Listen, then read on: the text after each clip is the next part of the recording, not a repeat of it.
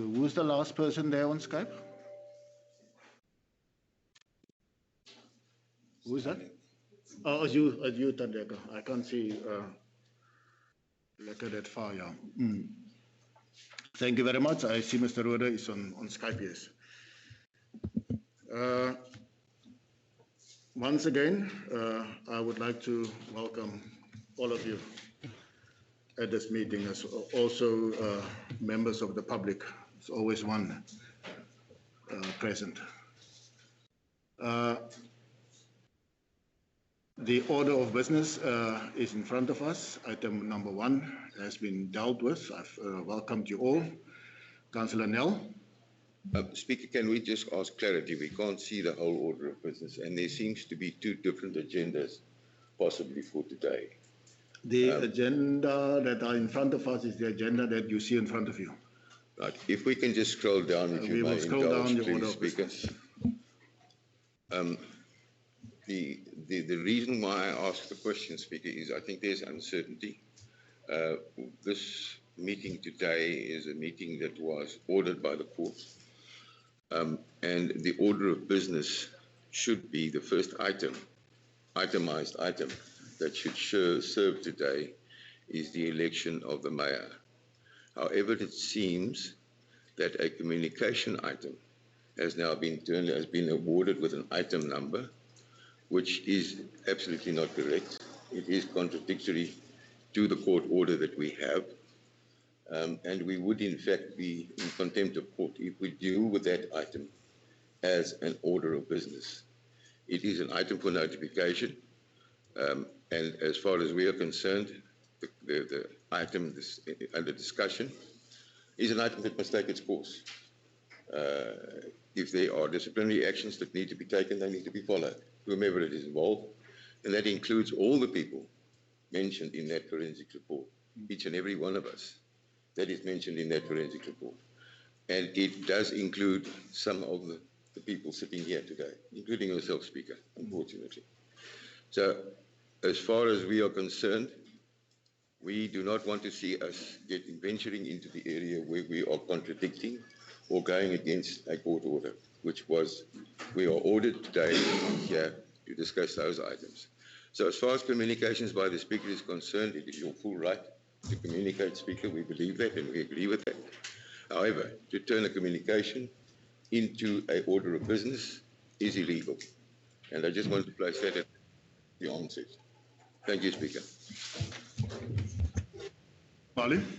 Thank you very much, Speaker. Speaker, I think the agenda which I received attached therefore is the agenda appearing on the 31st of May agenda. And I think Councillor Nell, if he had a privilege to read the agenda, he will note that the court order is quite clear, and he is quite right that the first item under considerations is the election of the executive mayor, and that the items start from item number 1 to 8, where you court ordered that you allow the debate and decisions, and that on consideration of items you deal with the election of the executive mayor, and then later you go with the agenda items as appeared on the 31st of May. And I think that's my understanding of the order of business. If the communication by the Speaker remains the privilege of the Speaker to communicate to councillors for on whatever item you wish to bring, or the acting or the mayor has a privilege to communicate to councillors on whatever item he wants to bring through his communications. It's always been the norm, and I don't think it's anything new. You will continue to communicate, Speaker, to us, and it will be this council that will then therefore decide what you have communicated on, whether it requires any debate on the matter, because I do not want to say what you are going to communicate will require any debate or any decision on that you will bring to our attention. With that said, Speaker, I think the agenda that appears is per the court order. Thank you. Councillor Lobesi. Good morning, Speaker, and thank you very much, and greetings to all councillors and officials. Speaker, I just want to voice one thing here. Yesterday, I received 2 emails discussing the council agenda of today. The first agenda was, the order of business was the election of the executive mayor first. This morning, when I was looking at my emails early this morning, another agenda was circulated again after the first one, which was proper. Again this morning, when I read, it has changed now. The election of the executive mayor does not take priority in this meeting this morning. Now, if we fail even to respect the court order, who else are we going to respect? For example, we don't dispute Councillor Mbali that the Speaker has powers to introduce items in council. But those items are not the Speaker's items, they are council items. That item must be voted in council if we accept it or not. So it has got nothing to do with the Speaker alone, it has to do with the council. Because the agenda that went out to our public is misleading. It talks on what the court has actually ordered to council. But what is in front of us here is not what is outside in the communities. This is embarrassment. Councillor Lobesi, the agenda didn't change. Thank you, Speaker. Please, I will show it to you. I've got a copy of what was circulated. No, you must read. You don't read. No, I've got it here. This is the order of business. It's not the agenda. The agenda is out. All the items is there. Lift it up. Thank you. Please just read. Councillor I did read. Councillor Nel, for a last time. Thank you for indulging me, Speaker. Speaker, I think the question that begs an answer, and I think you're the only person that can clarify that answer, is we need to understand why an item number has been awarded to your communications and with the council. Can you just please explain that to us, Speaker? Councillors, I have the order of business as revised in front of us. Shall we go with that order of business? Speaker, I beg of your indulgence again. That is not an answer, Speaker. That is not clear. We need to understand why a council item number has been awarded to your communications before, because it seems to me that you are... Councillor Nel, what kind of a question is that? Why don't we follow the order of business that's in front of us? Speaker, the order of business... The way do you want to change the order of business? Is that what you want to say? I'm not requesting that, Speaker. Thank you. Then we move on, Councillor. We'll start. Item number 2 on the agenda is the attendance. Is the attendance registers circulating? Yes. Thank you very much. Item 3, application for leave of absence. I certainly did not receive any application for leave of absence. So I take it all councillors are present. Can I take a roll call on that? Councillor Sandiso Kabai, acting mayor, is present. Councillor Mbali is present. Councillor Machila is present.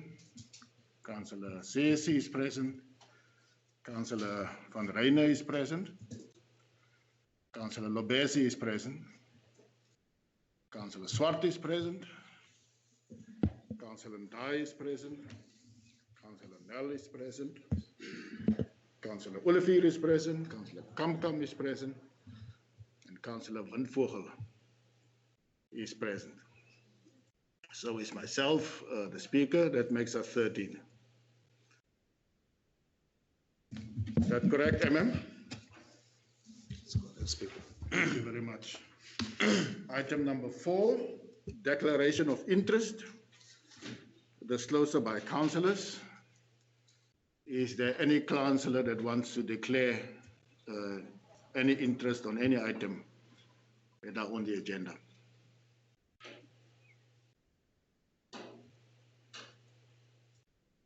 Silence means none.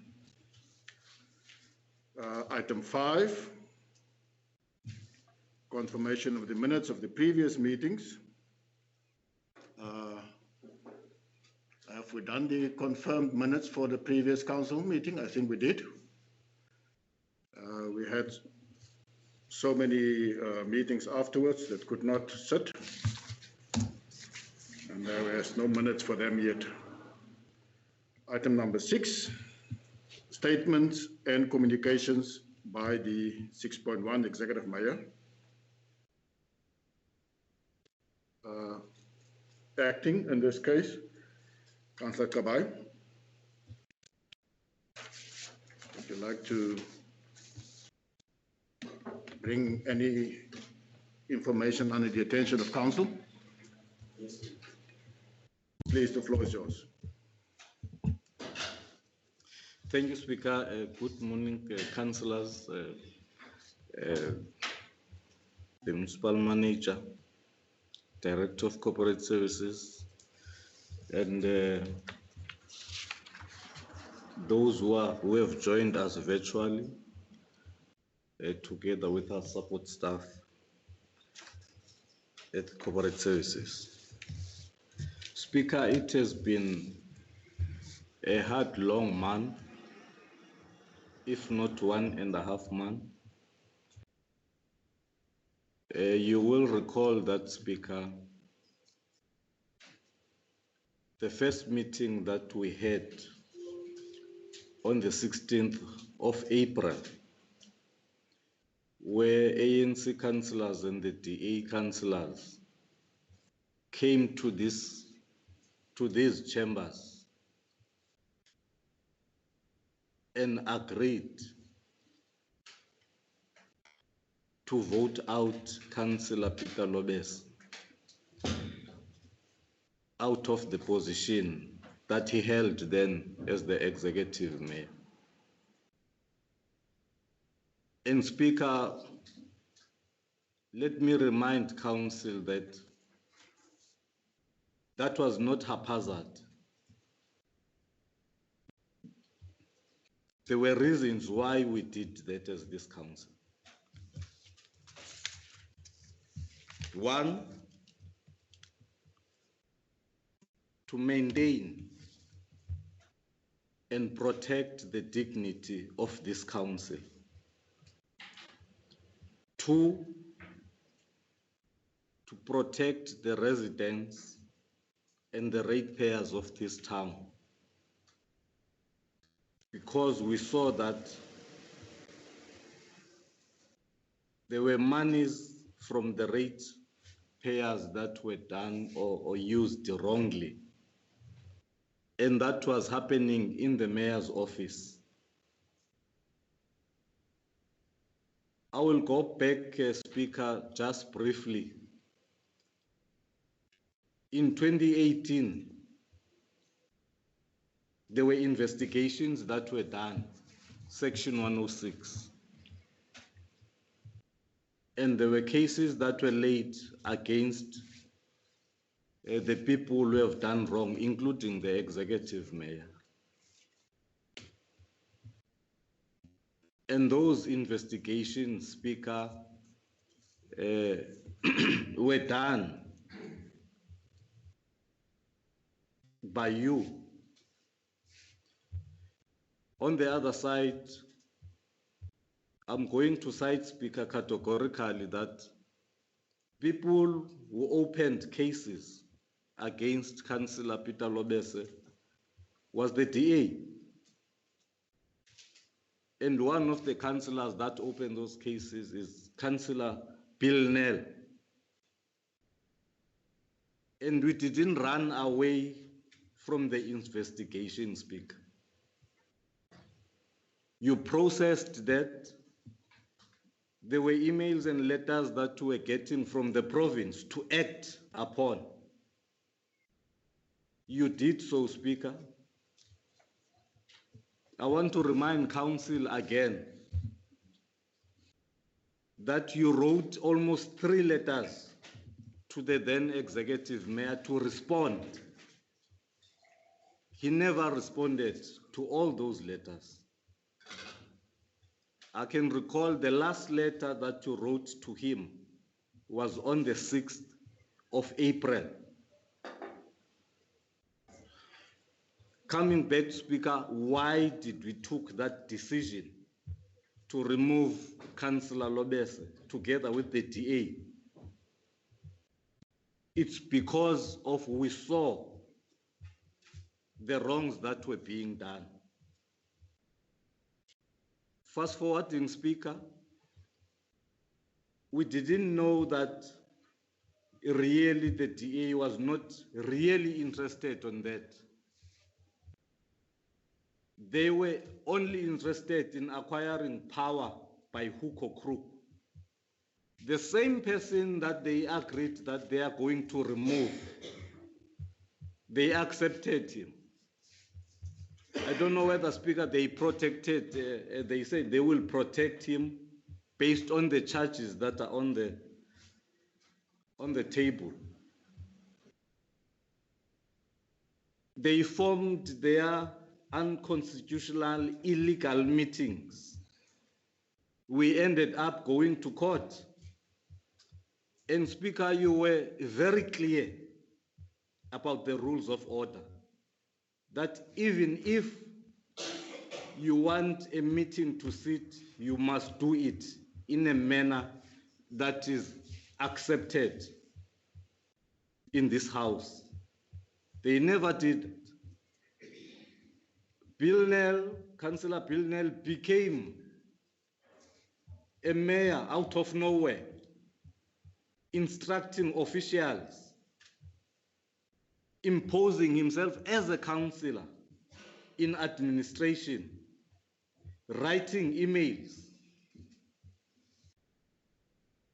And what we saw, it was a laughing stock, and really it exposed him that it was not about the best of this town. It was about their selfish interests. We won part A of the case in Cape Town, that what they were doing was wrong. We never wanted to cling on to power, but we were teaching them the rules of order and how council is run. You will understand, Speaker, that these councillors, the DA and Councillor Lobese, never attended the legal meetings. Councillor Lobese never attended around about 4 meetings, legal meetings that were called by you. And DA councillors never attended 3 meetings that were called by you. I believe that, Speaker, you've done your job in reprimanding them and also doing what is due to you as a Speaker. And the town was abuzz, Speaker, because of the confusion that was done by Councillor Bill Nell, imposing himself as the mayor of the town. Those things, Speaker, are unacceptable. I must state it categorically today in council that when you are a councillor, there is a code of conduct. Then therefore you must respect that code of conduct. But what we have seen, Speaker, in these past days and months is that the councillors of the DA never got to understand the rules of order and also defied the council. With those words, Speaker, I want you to be very strict in today's meeting, because people who come to this council must be able to read and understand. They pledged a solemn promise here that they will be abided by the rules of order and the constitution of the country. But what we have seen in this past month and a half, it was not happening. Then therefore, Speaker, I want you to be very strict so that these things cannot happen again. People who want to get into power must do so in a manner that is accepted by the rules of order and the order of business in council. With those words, Speaker, thank you very much, but you must be very strict. Thank you. Speaker. Councillor Nell. Speaker, I need to respond to certain items that Councillor Kabai has put before us, which are not true. In the first place, Are we now debating it? Speaker, no, I am responding to incorrect disclosures in Councillor Kabai. In Councillor Kabai's I just want to statement. confirm, Councillor Nell, responding is debating it. I'm not debating, Speaker. I'm pointing out incorrect and inaccurate statements in the Councillor Kabai's address. The case was not heard. That case has not been heard. The merits of the case has not been heard. The parties in that case were ordered to come to a settlement, and that settlement became the order of the court. The merits have not been heard at all. So that statement by Councillor Kabai is totally incorrect. It is inaccurate. What is also incorrect, Speaker, is that the councillors refused to attend meetings. We put on record why those meetings were not attended, because we did not recognize what was going on. Speaker, the further item is that if we continue in this vein, we're going to need to call a caucus, and we'll need to get some legal advice in that process as well. Thank you very much. Speaker. Yes, Councillor Mbali. No. Thanks, Speaker. Perhaps when we deal with these matters, we ought not to want to be, the better articulates on the issue and the judgment of the court. It is quite clear that the meetings which took place were interdicted by court, therefore not recognized by court as an order of the court. Point of order, Speaker, please. Speaker, on the point of order.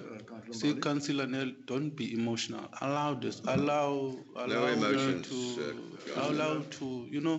you're gonna get to where you want to be. Just take time. Councillor Mbali, there's a point of order. I think it's disruptive deliberately. If I may, on the point of order, Councillor Mbali is not correct. There was no judgment. The meetings were stayed. They were not declared illegal. Are you not They were interdicted? stayed. Are you not interdicted? Can I just say, as I'm getting amazed every day that you were an ex-magistrate and that you can't interpret the law, a simple court order. Councillor Mbali, you can continue. No, thank you very much. If this is not a judgment of the court, I don't know why they argue about the court order. If it's not a judgment, at least recognize that you are interdicted. At least recognize that. If you were in the benches, whether at the lower court somehow, in the dark days, please at least accept that. If I'm being asked a I don't question, want may I us to respond? further argue. No, you're that not matter. asked a question. I don't think we must fight further argue. And Speaker, we must, I think, recognize that there are certain issues that we are not talking about, which are disruptive to our communities, including issues of service delivery, including anxiety that we are causing to our administration and the workers, that ought to do what they're supposed to do without us interfering in their business. I think today's meeting, Speaker, as the Executive Mayor has indicated, at least allow that space for Council to come back to normality and make sure that we continue with the order of business. And I don't think we should be at any stage to try to be disruptive in that process. I think I wouldn't have wanted to respond, but I think Councillor Nell's response seeks to be disruptive in a manner. And I think if they want to call a caucus, it's their right in terms of the rules. They can call the caucus and take a decision from there. Thank you. Thank you, Councillor Lopez. Thank you very much, Speaker. Speaker, I'm listening to Councillor Mbali. The council really and the municipality need to stabilize. Maybe the answer to that will be the first thing in order to stabilize is to have a properly elected mayor, not an acting mayor. You can't stabilize a town without a mayor. You can't stabilize a town with an acting person. So the first thing that you need to do if you are interested in running this town properly, have a mayor in this town. Since not sure whether the 6th or the 16th of April, this town never had a mayor.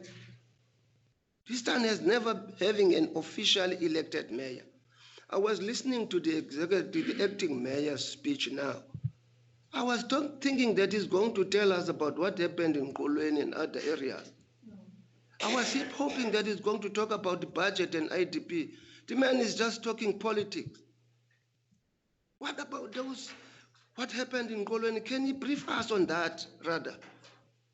As to what exactly happened in Kolweni and what has been done to rectify that situation, rather than to talk politics here. 106 has got nothing to do with Bitou Municipality. It was the minister who charged me on 106. And I still want that 106 to continue because it implicates the current speaker. It implicates officials here. It's 34 to 40 charges that are there. Why are you selecting only one, Lobes? Out of 34 to 40 allegations that the minister leveled against us. The mayor is not talking on that. He must get a proper report, including all these things. Not only a one report that specifically talks on somebody. The speaker's wife is implicated and the current speaker. Executive Mayor, tell us about Kolweni and what have you done? Thank you, Councillor Lobesi. I think we need to move on. I beg to differ with you. This council did not have a mayor, a proper mayor for the last since 2016, if you ask me. The question that you and Councillor Nell so eloquently mentioned about the 106 report and the speaker respected that report and answered on the allegations. You neglected to ignore it. So let's talk. Let's not go where we should not go. Then my next point on the agenda, Councillors, we've lacquered debated the mayor's acting mayor's statement. Speaker. Started with Councillor Nell, and he's continuing to debate it. So I hope my speech is also going to be debated. Speaker, I do not want to debate anything. I want to. You have debated, Councillor Nell. If you don't know what is debate, then I don't know. I require a caucus, please, Speaker. You can have your caucus, Councillor Nell. I grant you your caucus. I must say, Acting Mayor, I feel sorry for the people that, you have a 10-minute time, the people that appeared before Councillor Nell as a magistrate. They're probably also all dead or they are all in jail. Because what he knows about the law is... Speaker, can we just be clarified on the time? I'm not sure if you are still debating. You said you allowed caucus and you are still talking. I'm giving you 10 minutes. What are you doing here?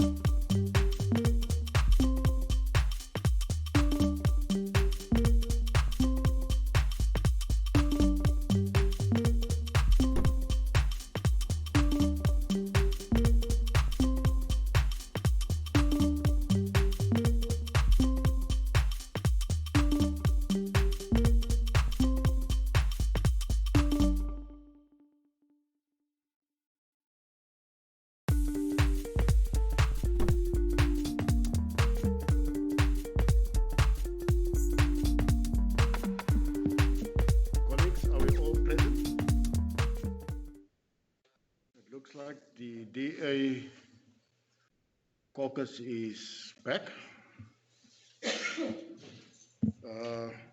Can we continue? It is now 2 minutes to 9.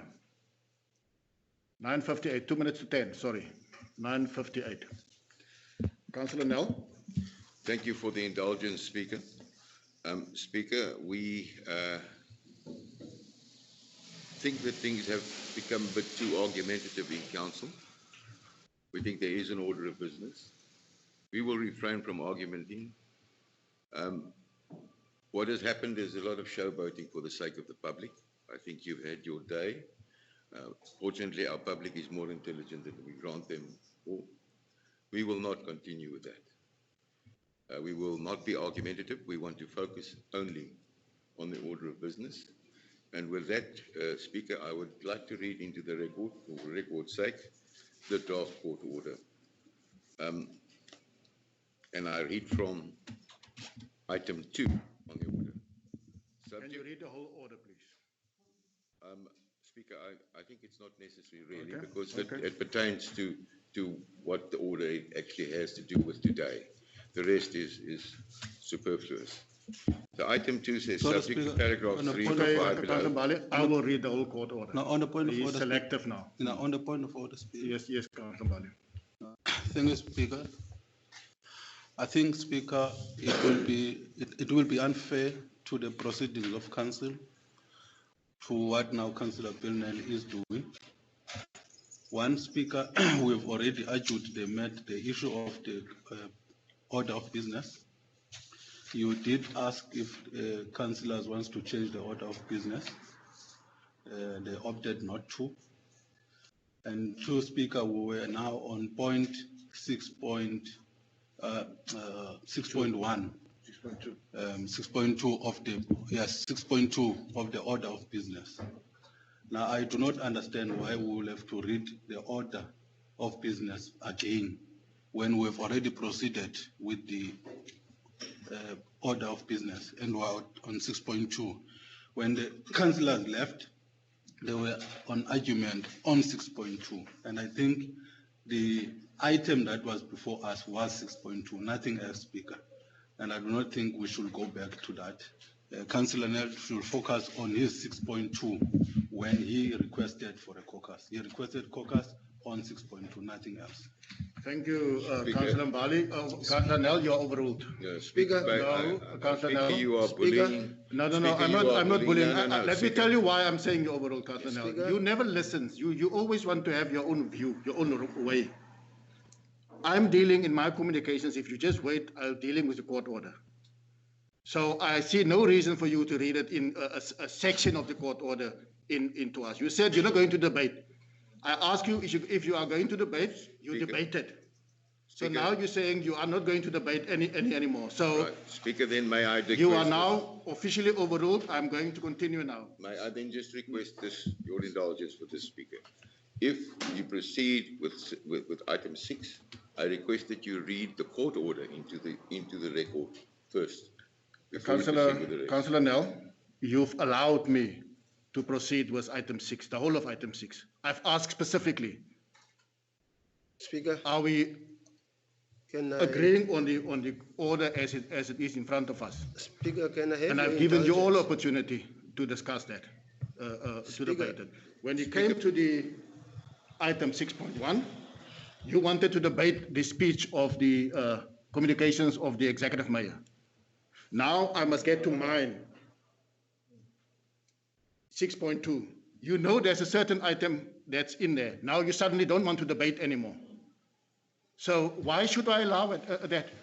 Speaker, I don't want to get into an argument with yourself. You're really getting down into the arena yourself and you're argumenting and bullying us. So thank But you. be that Thank you. as it may, Speaker. I'm going to continue as is, Councillor Nell. You are overruled, and can you please step down? Thank you. Speaker, where are we now? Councillor Lobesi, can you just relax? We are now on 6.2. Let me start with my 6.2.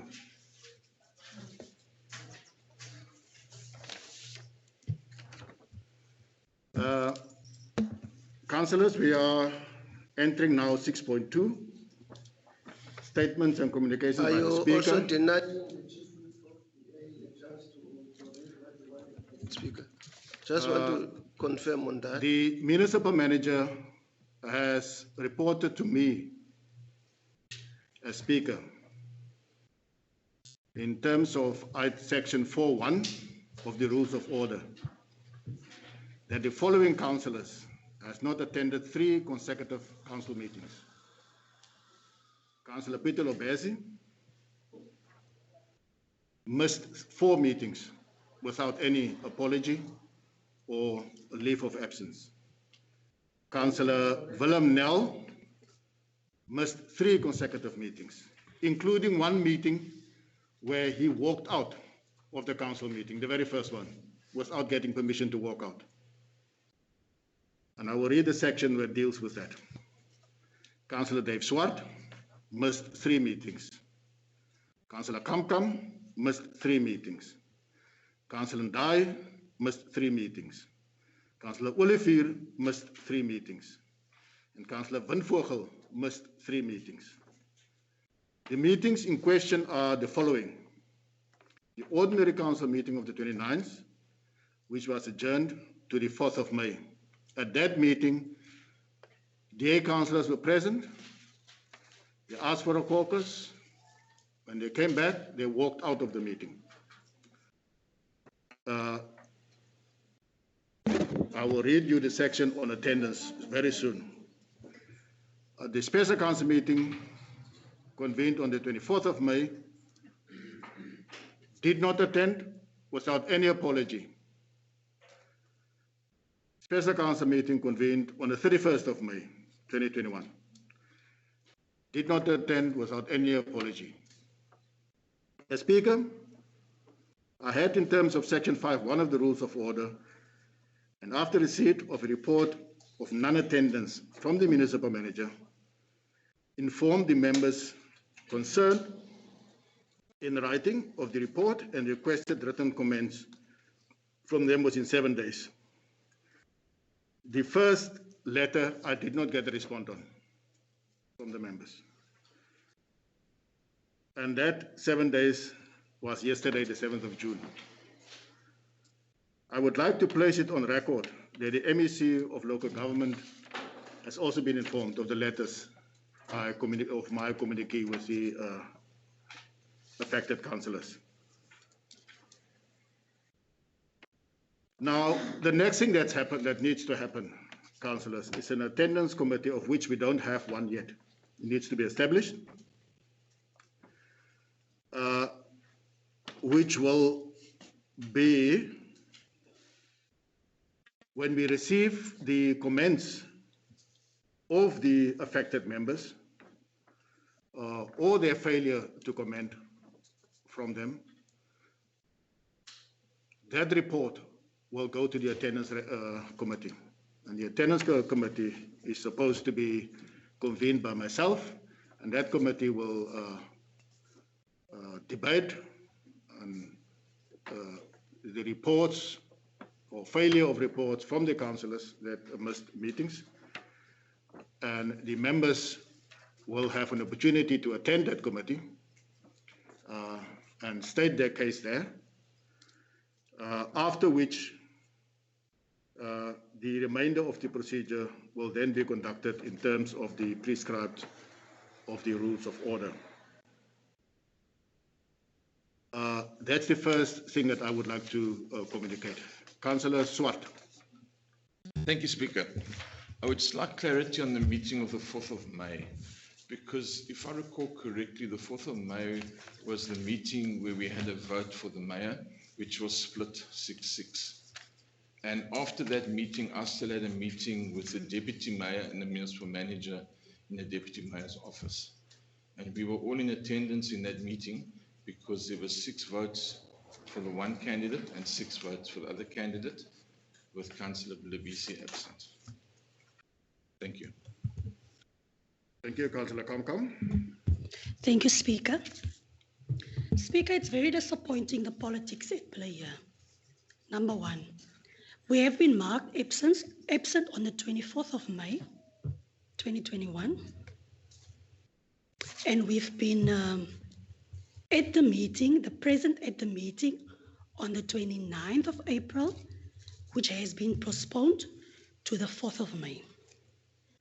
So in actual fact, you claiming that we've been absent for 3 consecutive meetings is incorrect. And let me remind Council, we did recuse ourselves from that meeting. We were present at that meeting, and the attendance registers can prove that. So I am not sure why you are now specifically referring to this. We just argued here that we're going to focus on point 6.2. So is this now part of your statements? Has this now become part of your statement, Speaker? Has this now become part of your communications? Because in actual fact, I also received the email yesterday claiming that I have missed 3 consecutive meetings. I then requested the attendance registers because in actual fact, you guys omitted to attach the attendance registers. I opened my emails this morning and the attendance registers has been sent to us. So my question is, since we are dealing with point number 6, has this become part of point number 6 now? Thank you, Councillor. Speaker. Councillor Mbali. Thank you very much, Speaker. Speaker, it is very important for us to read and read and read so that we don't miss small things as this. But I want to go to your recommendation, Speaker. One, the councillors are correct, they left on the meeting of the 29th when, in fact, the meeting of the election of the mayor. I warned them in that meeting. I was sitting here. I warned them against walking out, and I even referred them, Speaker, to a case.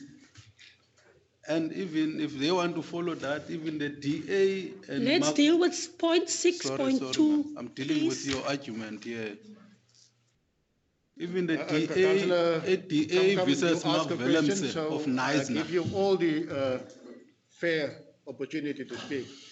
So don't interrupt other councillors, please. You are not impartial, unfortunately. Thank you, You are not impartial as a speaker. You are trying to politicize this. And in actual fact, let's then wait for that committee and see and find us then guilty. Thank you. Let's wait for that. Councillor Bali, Thank you very please. much. See, we must take councillors through a process, and that process is very important.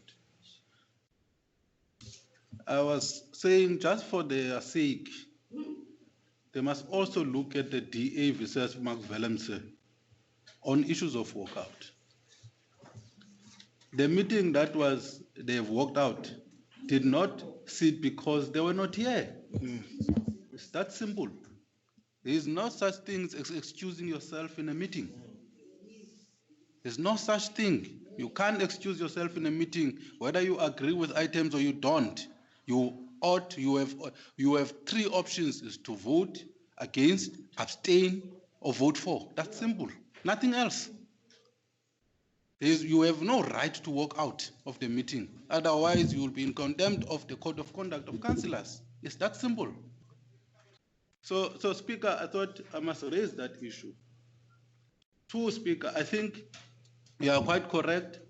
It is your responsibility to adjudicate over the code of conduct of councillors and bring such matters to the attention of council.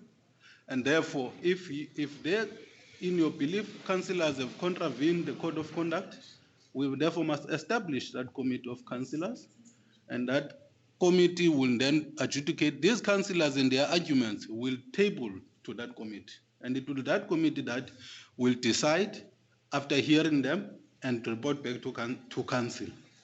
That's the process.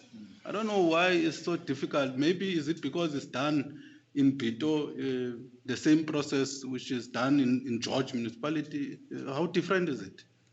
Which law are we serving? So, Speaker, I'll suggest that we establish the committee.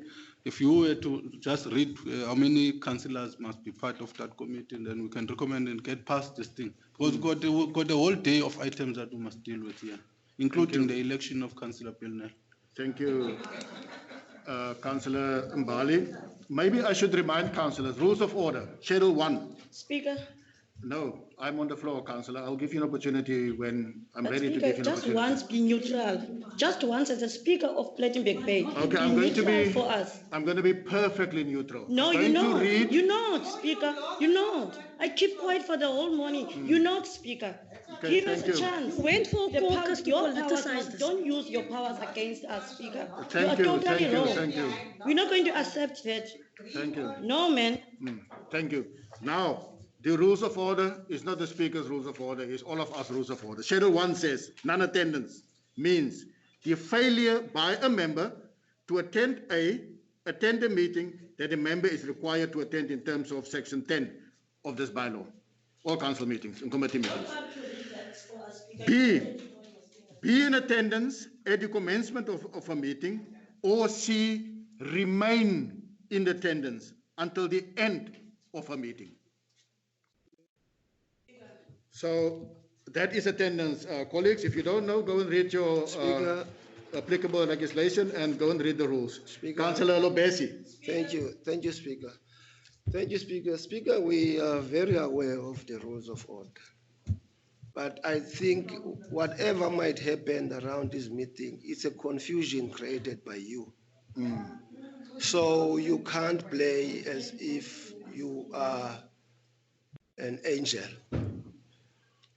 You created this confusion, and you are still creating it now in this council. Speaker, I just want to vote. I heard Councillor Mbali saying it's your recommendation. I'm not sure whether you were making a recommendation or what. But if you are making a recommendation, I vote against that recommendation. Thank you. Councillor Swart. Thank you, Speaker.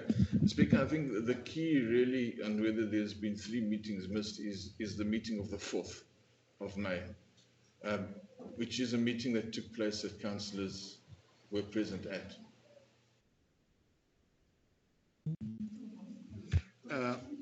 Thank you, Councillor. Now, just read the rules of orders on remain in the meeting C.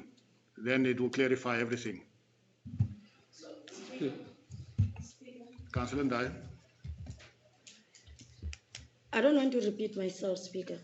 I don't think that was the first time that the day walked away from this council meeting. Previously, also the ANC councillors walk away. Then, therefore, Speaker, where I'm sitting now, I only missed 2 council meetings. I did sign the register of the 4th of April for that meeting. If you said we have 3 meetings, unfortunately, Speaker, you're totally wrong. If you want to play your own politics with your own councillors, do it, Speaker. I thank you. And then we can move forward. Thank you, Councillor Ndai. So we are moving forward. We're going to item 6.2, the second part of my communications to you. At this one, Sorry, Speaker. yes, Councillor. You made recommendations, Speaker, for the establishment of the committee. Of the establishment of a rules committee. Sorry, Speaker. Speaker, if we look at the agenda, there's 6.2, then there's 6.2.1. 6.2.1 deals with item C stroke 1, stroke 220, stroke 05, stroke 21. There's no other item under 6.2 or recommendation under 6.2. You've just carried in something else. So what is happening here? Speaker. I'm confused. Speaker. I'm still on the floor. The councillor just, Yeah, Councillor Bali, they still have a few days until Tuesday next week to respond to my yesterday's letter. Yes. Then we can establish that committee, that attendance committee. We can do it here now, or we can do it at another meeting. No. There's no rush in that. Speaker. Because that is the report that committee must get. Yes, you are right. You are right, Speaker. Speaker, you've brought the matter to the attention of council. Yes. And it is the prerogative of council to establish that committee to investigate the matter which you brought before council And after that, they will report back to council with the merits and the responses of these councillors. What they're arguing here now, they're arguing on air. They must go and argue, they must argue in the committee established by council. And that committee will then establish the facts to which you have raised in the presence of council. So with that said, Speaker, you have raised the matter under your communications, and in your reading of your communication, which you have already dealt with, you have recommended that you must establish a committee. So I was moving to that, and I noted that some implicated parties also want to vote on their implication. And I am not sure where we heard of such. But be that as it may, Speaker, I wanted to raise that if you want us to go ahead with that establishment, therefore we must go ahead. And I will propose that. Colleagues, can we just wait for one person to finish? Look, I don't know what is this sudden. The Speaker will rule, councillors. Interjecting. When I give you an opportunity, I give you an opportunity to finish your speech. I don't get interjections from the side. So please let us finish. Councillor, come. Speaker, please. Yeah. Councillor Mbale, finish, please. Yes, Speaker. So I'm waiting on your ruling whether we are establishing now, so that I nominate the councillors that must sit with you in that committee. Councillor Mbale, I can't make proposals or recommendations from the chair. If there is, it must come from you guys. So, Speaker, I want to recommend that the establishment of the councillors, two councillors, Councillor Makila and Councillor Vanessa Van Reiner, with you as the chair of the committee. Thank you. Councillor Mbale, it can't be the speaker on the committee. There must be 3 councillors.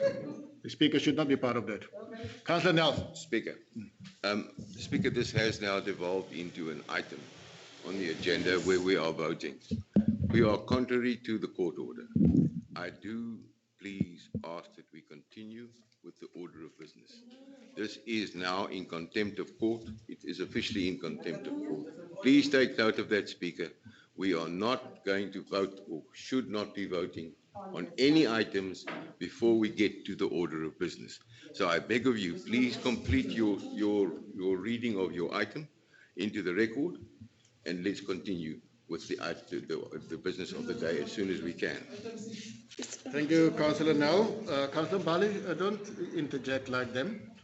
I thought I was non-English. Councillor Kamkam. Thank you, Speaker. Speaker, as stated before, under point number 6, the first item is 6.2.1, which deals with the implementation of the process plan. Point number 2, we received our notices yesterday, and we have got 7 days to respond to you as the Speaker. In actual fact, after you guys left here, you came back and carried this in. And it's obvious that you had your discussions and you colluded on this. But please remember, we as councillors, as we are sitting here, we also have rights in this council. And please, Speaker, I'm asking you, consider the facts in front of you. Please consider the facts in front of you. What is happening right now is becoming very political, Councillor Mbale. Please give us a chance to respond. Give us a chance to respond. Councillor Stacey, thank you, Councillor Kamkam. Thank you, Speaker. Now we are debating this item. As Councillor Mbale is saying that we must elect the councillors who will discuss this debate. Now you allow the DA councillors to debate this thing. So we must elect, the committee was elected. The committee elected by the Councillor Mbale.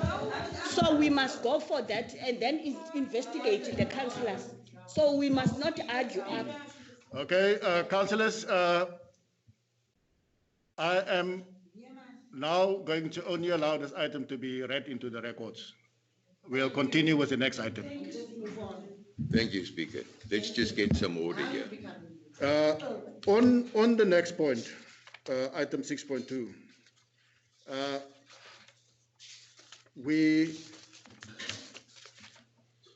must say, Councillor Lobesi, you are implicated in this item. I'm saying it for the record. So you must exercise your rights. Do you need my answer, Speaker? That the legislation gives you as an implicated person. Do you need my Either answer? to remain or to leave the chambers. Do you need my answer, Speaker? Yes, I need your answer, please. Okay. I gave you the letter. You do have it. You give me what? I gave the letter. Are you now answering on the I'm allegations? telling you. I don't know why you choose to write that report. Are you now Do answering the do allegations a in proper front of us? investigation, Speaker, before you submit things to council. You should have called me if you don't believe what I'm saying. Do a proper investigation, otherwise you'll be embarrassed. Councillor Lubesi, are you now debating your item? Is that what you're doing? This is not an issue that is here. You are also equally implicated. I don't have to debate this, Speaker. Don't have to debate this. But you are debating it I can't now. allow you to. You are answering on the allegations that are here in front of you. Away. And you should know, if you had proper advice, you should have recused yourself. So you're not going to recuse yourself, Councillor Lobesi. Speaker, you, under your communication, you came with Councillor an item. Lobesi, before I am, as my job also is to protect you.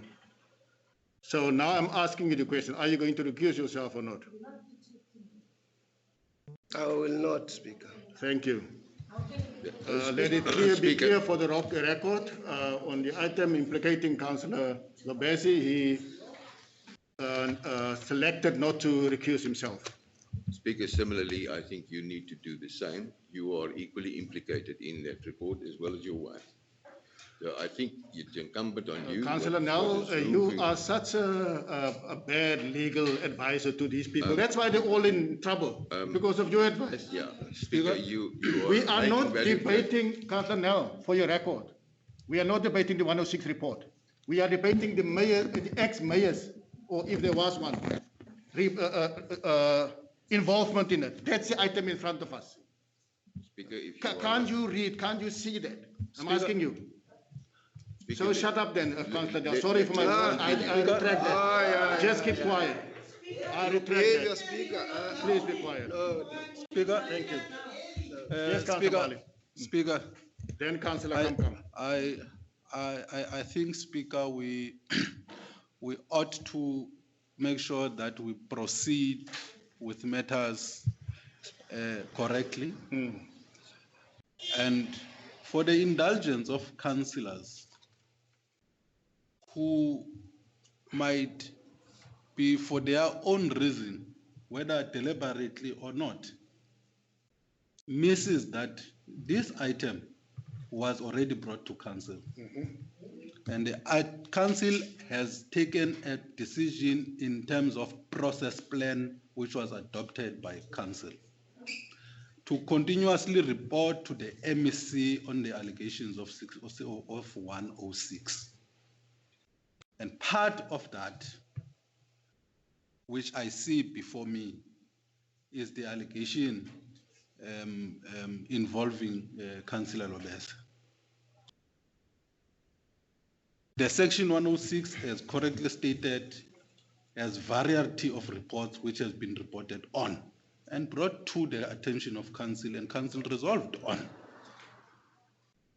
Now, I don't understand why we should now run away in debating part of report which you are bringing to council, which you have no choice but to bring because it implicates a councillor which you oversee as the speaker. Now, I accept the fact that also Councillor Lobese opting to remain in the chambers. This is right, he can remain in chambers. But I will advise that if he wants the process to be fair to him, he should abstain from participating in this item. If it's still his choice, if he wants to participate, because he already failed to declare the interest when councillors were asked to declare their interest on the items before council. So I am not sure where to from now, Speaker, but I just wanted to remind councillors on the reporting plan of Section 106, which was adopted and approved by council. So it's not something new. We shouldn't bring, issues out of thin air about Section 106. Unless the councillors feel they don't want anything about Section 106, which they make noise about every day. Thank you, Speaker. Thank you, councillors. Councillors, I have the Sorry. implementation of the, sorry, Councillor, Yes, come. thank you, Speaker. Speaker, Councillor Mbali is quite correct. However, I need to remind Council that if we look at the agenda of the 31st of May, 2021, in actual fact, that item, that agenda, we were supposed to continue in a certain order, but it's obvious that we are not following that procedure now.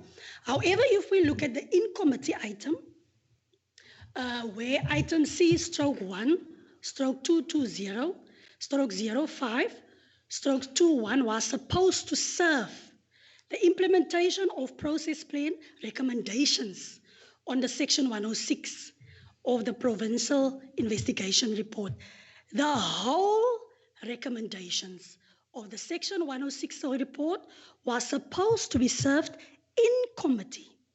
And then from that in-committee discussion, I can understand how now we can then, in an open agenda, discuss the implications of one person in that report. Let me remind Council, it's not only Councillor Lobese that is implicated in that report. I am not defending Councillor Lobese. I'm simply questioning our procedure. So, Speaker, with your indulgence, in that agenda, it says that the report was to be tabled at the meeting that did not take place.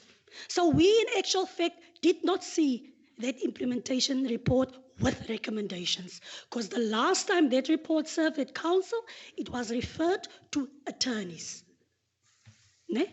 So that is my take on it. So I'm just reminding you, Speaker, the fact that you've carried this item now in under your communications was in actual fact bypassing that original agenda. Thank you very much.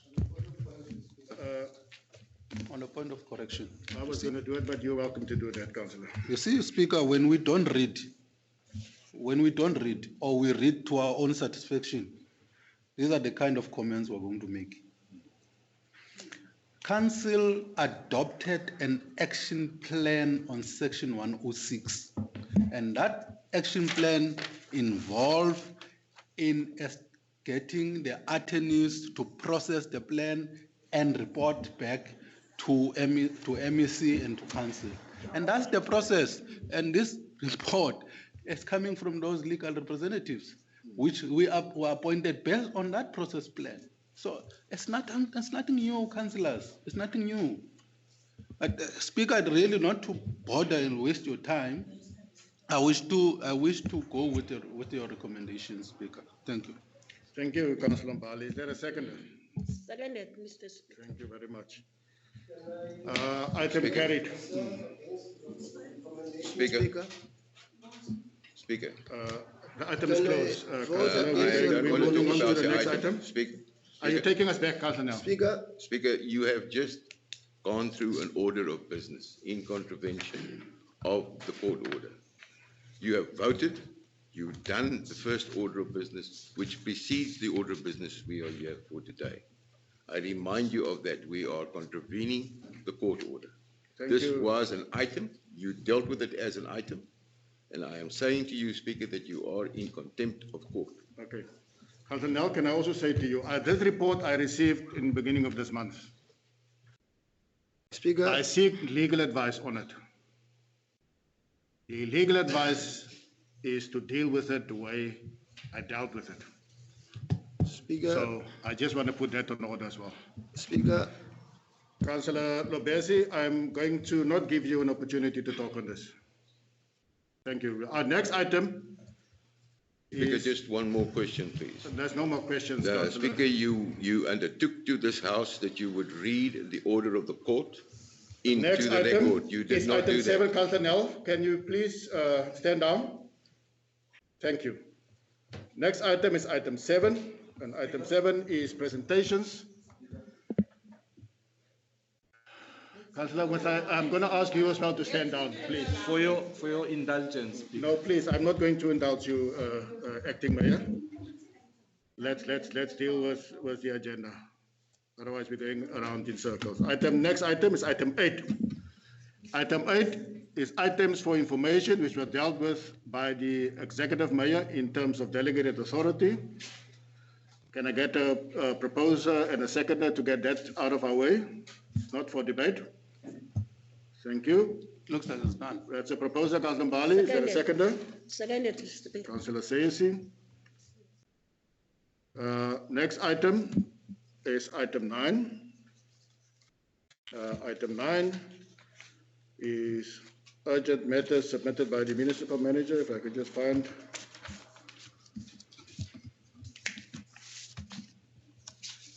my written down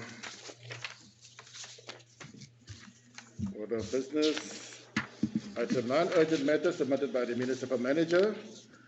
And this item is item under item 9.1. Item C3220621, the election of an executive mayor, as per the court judgment.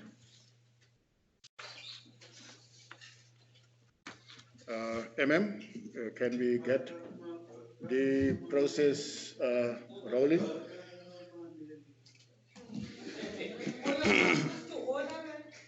Councillor Mbali, order please. Thanks, Speaker. What we will do, we will issue the nomination forms. Councillors, can we please get order?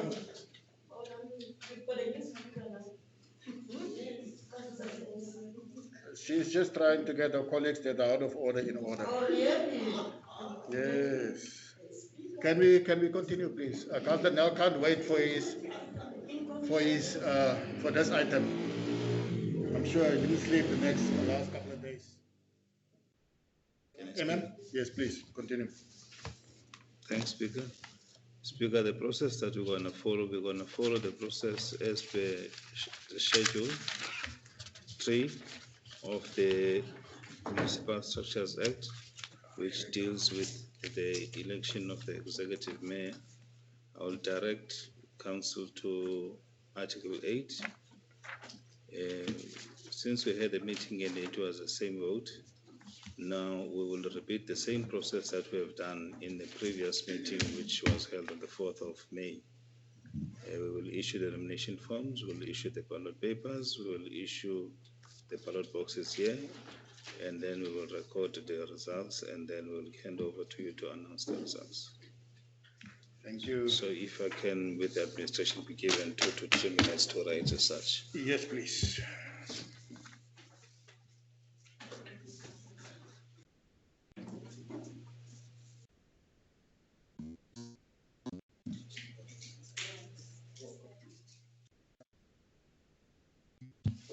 Speaker, Yes, Councillor Mbali. while the MM is preparing, can I ask the 10 minutes caucus? It is 25 to 10. We will be back at 9:45. Thank you, Speaker. Thank you.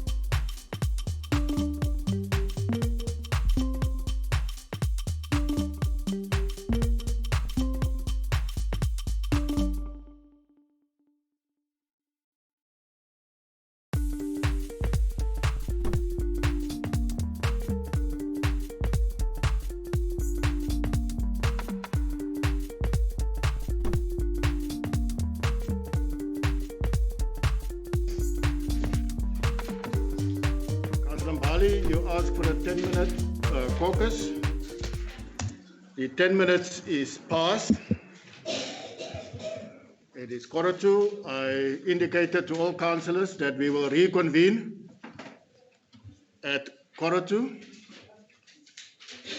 I have a quorum of councillors present inside the chambers.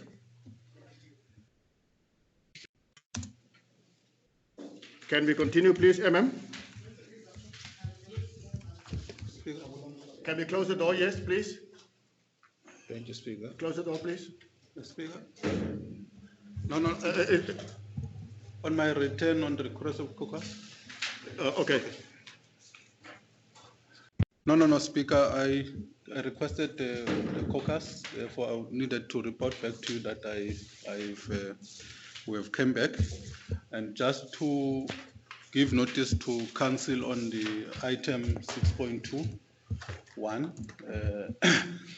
on recommendation number 9, I think the item have passed. I thought it's important that council take notes of that resolution. Thank you. Thank you, Councillor Bali. Municipal Manager.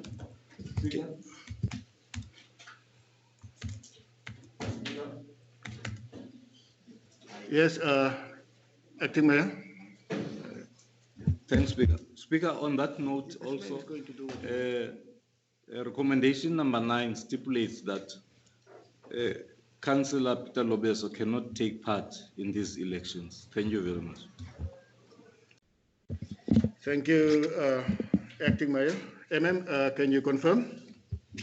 Thank you, Speaker. I'll request the administration to back the recommendation that was proposed by Councillor Mbali and approved by Mama Seisi, so that everybody can see that report there. Not approved by Mama Seisi, because we don't have a Mama Seisi here that can approve anything. Councillor, sorry.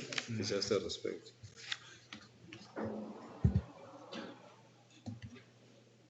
Yes, Emma? I want to put the full recommendation there.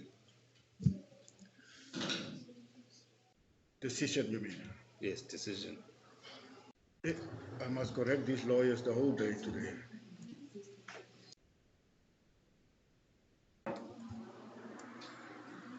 Speaker. Can we let the finish with what he's busy with, please, colleagues?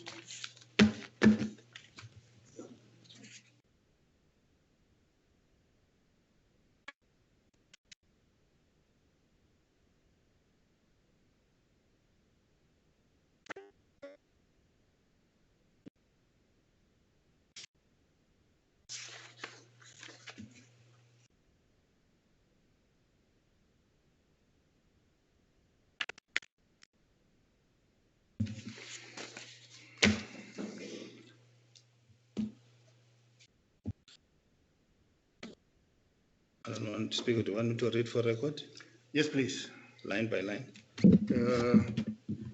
You don't need to read line by line, read the relevant portion, please, because council approved this unopposed. I would like to refer to article to point number 9.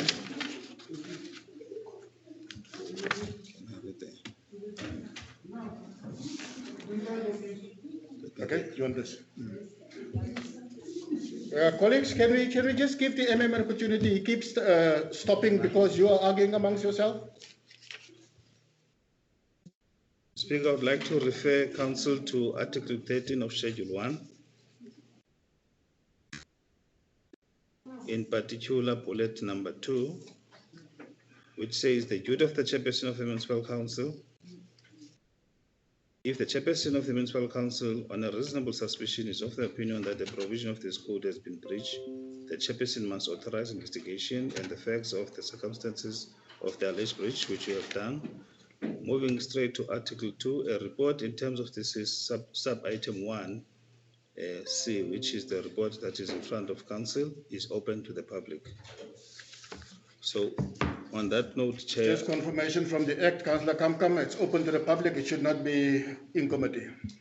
Sorry, Speaker, I was I'm not talking debating. about the agenda of the 31st, where the recommendations from the section come, 106 did not serve in the council. Why don't Thank you, Speaker. read your Thank you, Speaker. I was talking documents? about the agenda of the 31st, not your communication item. Thank you. Why don't you read? Please read. Councillor, read the recommendations, please, which ones is relevant? Councillor, in his absence now, when they asked for the caucus to report to the meeting that the council, I'm reading Article 9 there, that the council requested to suspend Councillor Bitou with immediate effect of all his rights and privileges pending the outcome of the criminal investigation. And that was approved by council. Okay, what is the next step? The next step will be heading for the elections. I'll issue the nominations to all the parties present. They must fill in the nomination forms. Immediately after that, I'll announce to council, and then based on the previous decision, Councillor Lobese won't be able to cast his vote. Speaker, Thank you. Speaker, please. Yes, Councillor Nell. Speaker, the exact same rules apply to yourself. Therefore, you need to recuse yourself as well.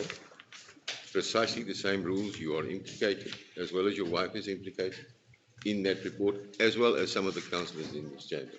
You know, Councillor. No, Speaker, don't come and Nell, bully me again. I'm putting this on record. Councillor Lobese, and equal to you, we are not saying that we must stop this process. In fact, we support this process. And this process must run its course against every single person included. If it's Councillor Lobese, if it is yourself, then that must happen. We support that fully. We are not against that. But you cannot apply these rules selectively as you are trying to do to one person.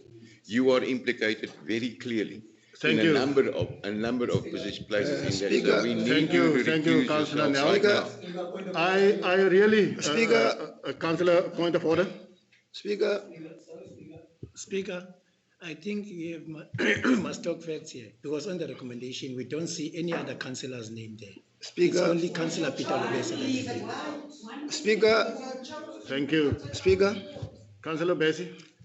I don't know why I recognize you. The item that you've played to get these outcomes was questioned from onset. So it is not the resolution of council, but it is the resolution of the ANC council. Thank you. Thank you. I just Councillor want to Bessie. put that clearly, and I cannot not participate in the activities of this council. Thank you, Unfortunately. Councillor. It's your decision. We've warned you. I put it on record. The MM put it on record that you cannot participate. If you do,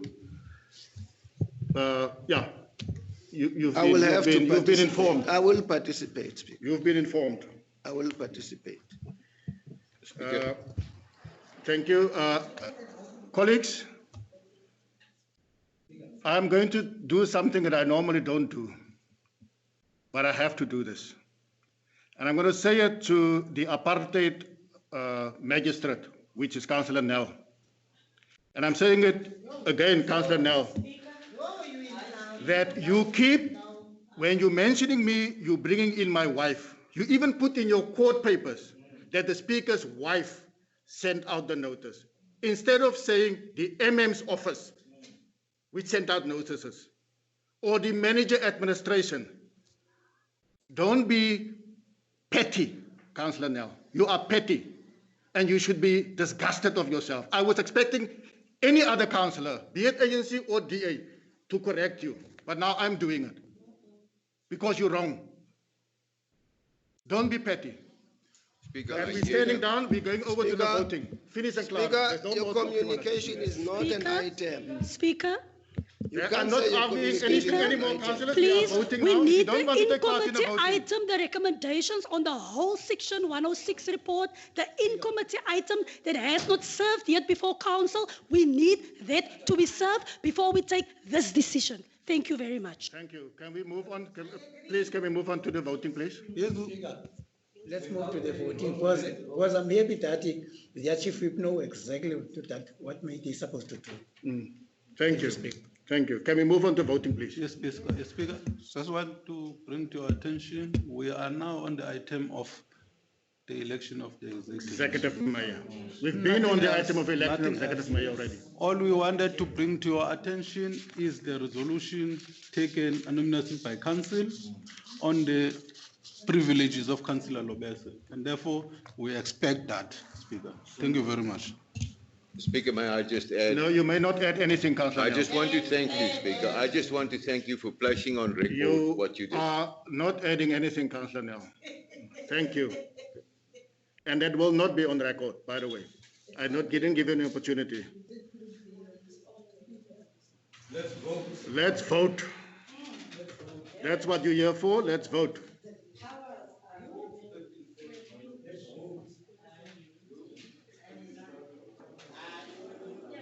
And we are expecting 12 ballot papers.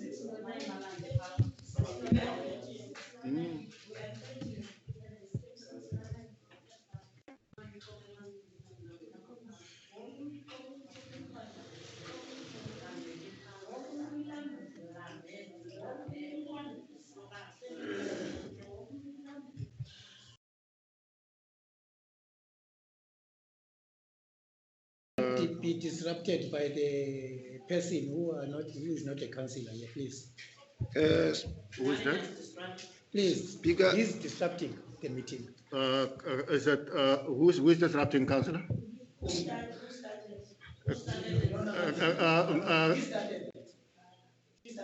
What is it? What is it? Surname? Speaker. Surname.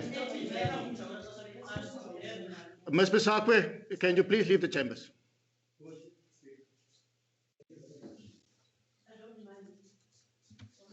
I didn't ask you if you mind. I said just please leave the chambers. Thank you.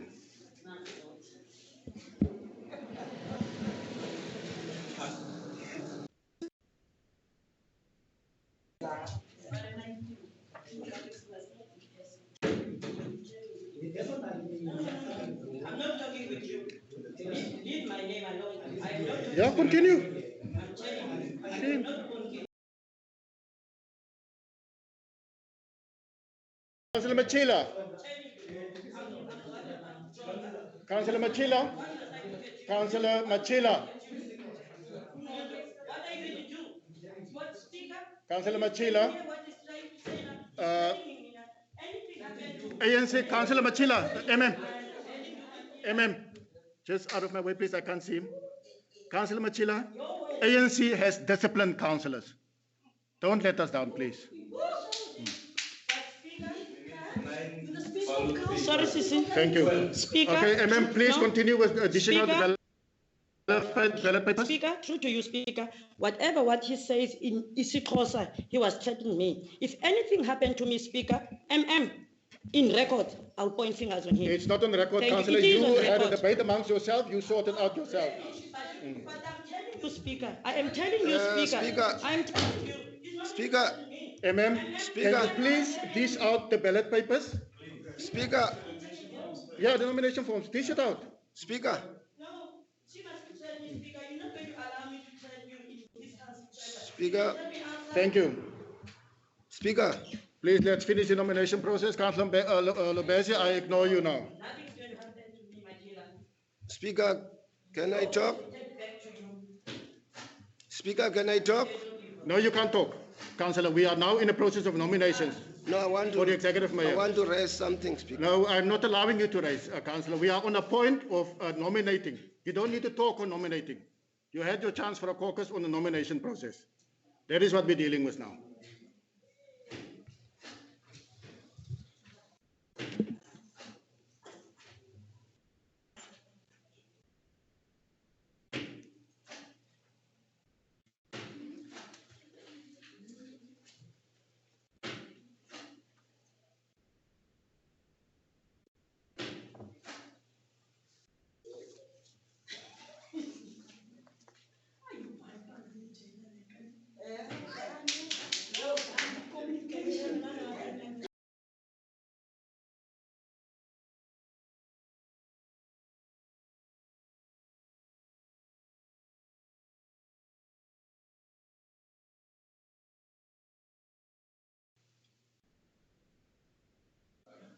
That cannot be done, Speaker. You cannot do that.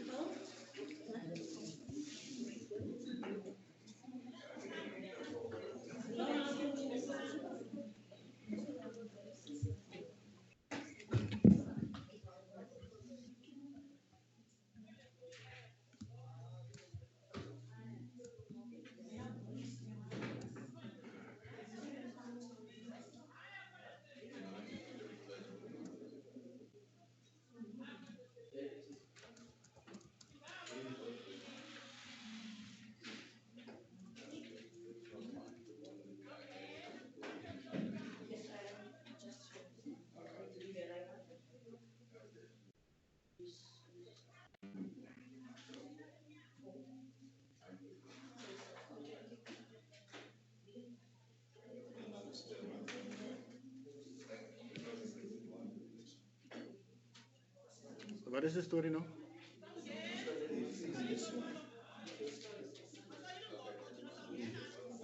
Don't touch no more. Ignore. Are we done?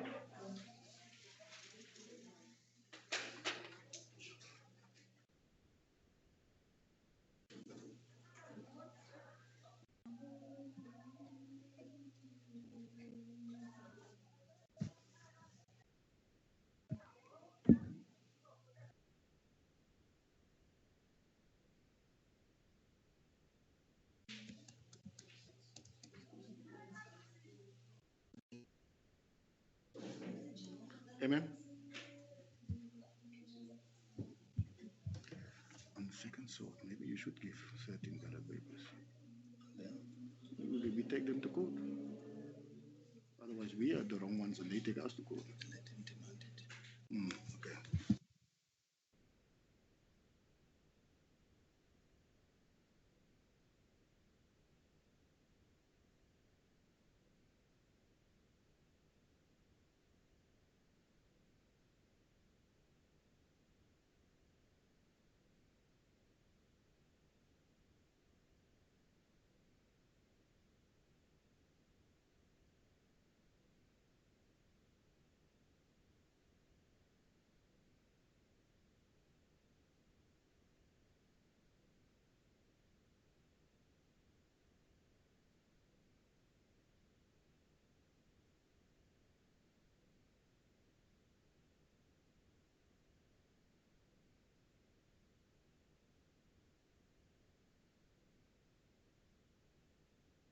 I just want to report that I received 2 nominations.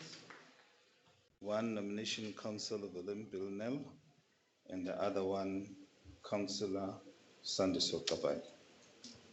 Thank you. Thank you, MM. 2 nominations have been received. Councillor Willem Bilnel was duly nominated, and Councillor Sandy Sokabai. And Councillor Sandy Sokabai. Now, I wanted to be sure about the nominated and seconded. Yes. All duly done. It's all duly done. Councillor Kolana Chiga nominated Councillor Sandy Sokabai and Councillor Vanessa Fandrena seconded. And then Councillor Sandy Sokabai accepted. On the other side, Councillor Mbomele Nandai nominated Councillor Willem Bilnell, and then seconded by Councillor David John Swartz, and then accepted by Councillor. Thank you very much. Next process, MM. I'm going to ask my officials to issue our papers, and then councillors will cast, and then they will come to it here, and then after the counting, then they have to consult the results. Thank you.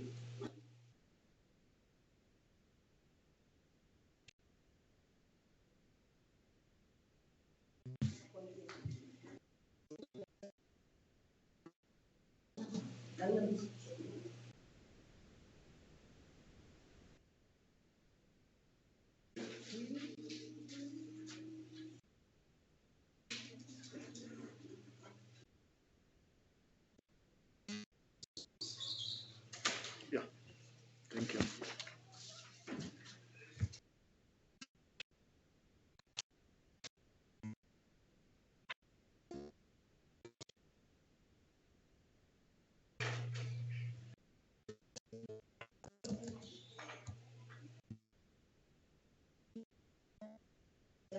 Speaker, Yes. I just Councillor. want to record once again that you refused to give me a voting paper, a voting ballot.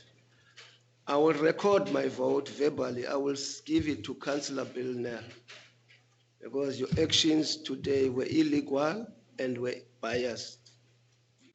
So whenever the law allows, you must record that if I was given a ballot paper today, my vote will go for Councillor Bill Nell.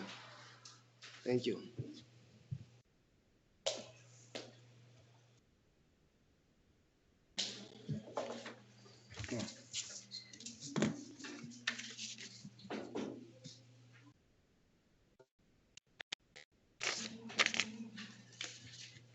All done? Please, MM, take the ballot box around.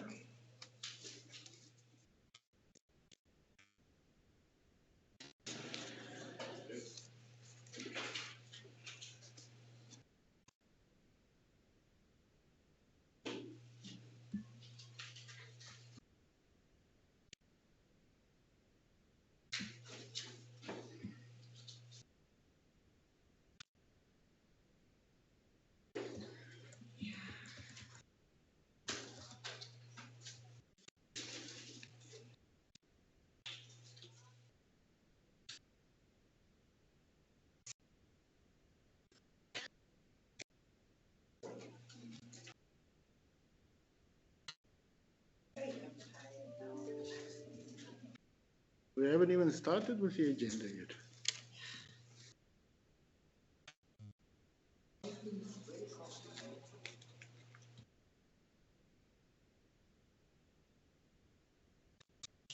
So,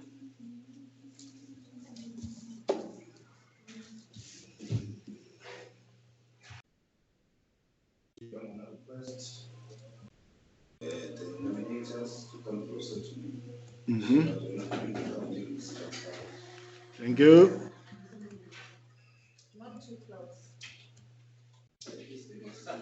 Not too close. I almost had a plus 5. I couldn't understand. What is she now up to again?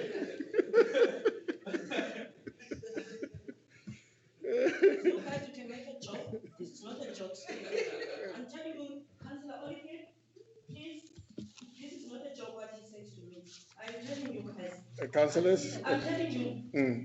Councillor Dai, if we behave, all of us, if we all behave, we won't have it.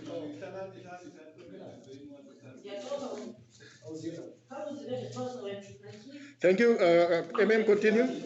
Maybe we should send other people to in front here so that we can at least get done.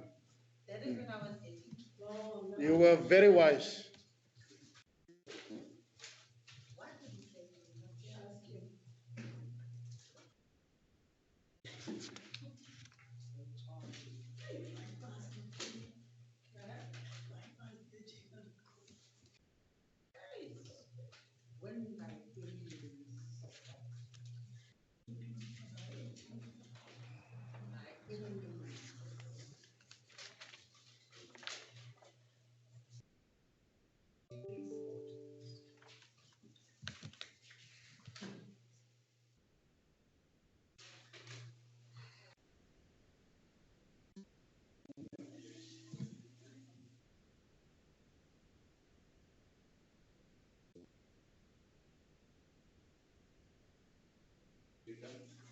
Yes, sir.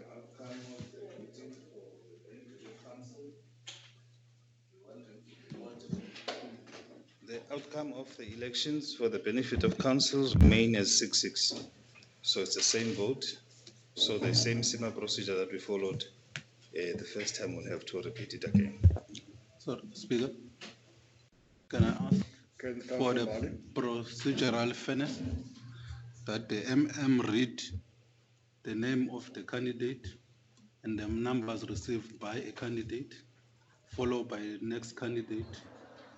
It's a number received by that candidate to be on record as such. And if there's no spoil ballot? Yeah, I don't want 6-6 and remains the same. That means nothing. Can you read out there, please? Chairman? So we have it for the record. Speaker, the vote was casted by 12 councillors, and there were 2 councillors that were nominated, and with the omission of Councillor Lobese not casting his vote. And then it remains 6 votes received by Councillor Velem Chakopa-Snell and 6 votes received by Councillor Sandiso Inokabai. That is the outcome of the election. Thank you, The next process is that a special council meeting must be called within 7 days, 6 days? Within 7 days to repeat the process that we've done just today. That special council meeting, can we set a date and time for it now? I have to look on the agenda. On my diary.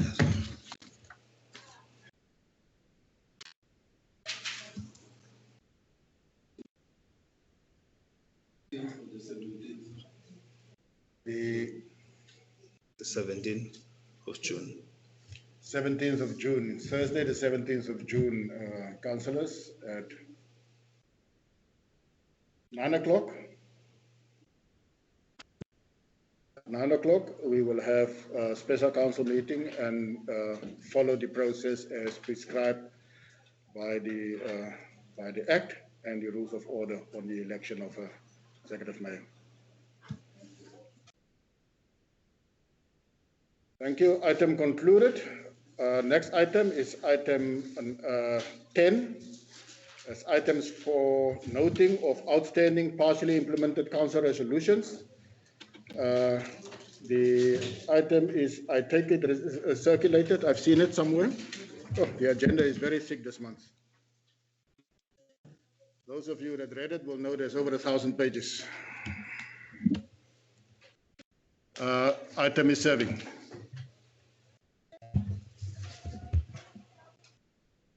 Councillor Bali? I thought you would read on the record the item, Speaker.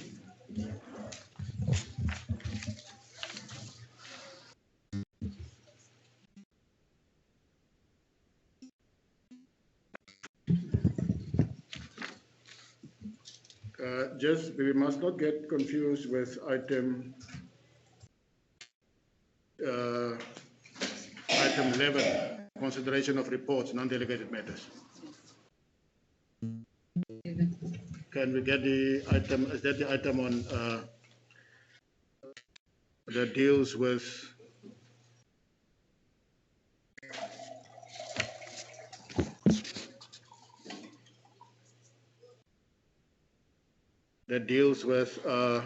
noting of outstanding partially implemented resolutions? No, sir. Item 11, number 10 is none. Okay, that's what but it's not for me to just overlook it. It's for you guys to indicate to me, councillors especially. Okay, thank you very much. There's none. Item 11. Okay, Councillor Bali. No, it's fine, I can see this. Item 11, consideration of reports, non-delegated matters. Can we go to the portfolio index?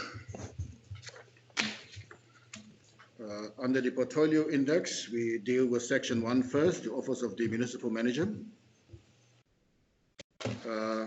Under the office of the municipal manager, the first item is item C, stroke 1, stroke 212, stroke 04, stroke 21, the adoption of the MFMI circular 65 by council. You will find the report on page 10 to 35. Item is open for debate. The Speaker will go with the recommendations by the municipal manager. There's a proposal, we go with the recommendations. Seconded. Is there a seconder? Seconded, Speaker. Thank you, Councillor Machila, seconded. The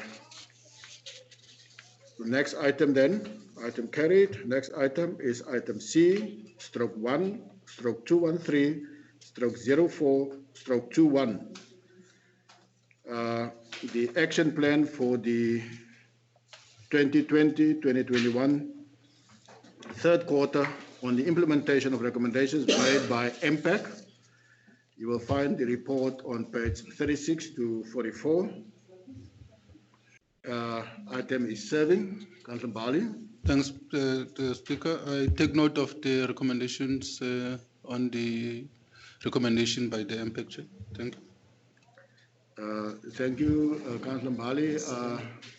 I want Council to approve it, yeah. Councillor Nel, coming. Councillor Nel. Oh, sorry, Swart. There in the, yeah, Thank you, Speaker. I take note that there is a report of actions to be taken. I noticed a lot of the actions should have been implemented by now. It would just be interesting to know if they have in fact been implemented and how far we are with the implementation, because one of the things that concerns me is the creditor's payment period, where for a long time in reports we get told that we're doing the payments within 30 days, but what actually happens is not the case. And I can quote examples, for instance, with the waste management, sorry, not the waste management, with the recycling. We had a recycling contractor that was on a month-to-month basis until we had the tender out. Often they were not paid until a 90-day period. And recently the consultants on the housing projects were only paid yesterday. And although this report is at March it still would have been over 30 days. So I'm just wondering, if these have already started to be implemented, where the dates were set before now, and that creditors payment period being a example of one. Can you repeat the last part, Councillor Swart? Sorry, man, it was. My concern is just that they obviously into the timelines that have been set, especially those that have passed. And a concern of mine for a while has been the creditors payment period, where the reports often say that we're sticking to that, but in real terms we don't seem to get. Thank you, Councillor Swart. Councillor Bali, you had your hand up. Who else had his hand up? No, Speaker, I was just going to want to agree with Councillor Swart on the two issues that he raised that needs attention. I think the MM needs to take note of that. And then before I give... But I went with the recommendation. Yes, I know that, yeah.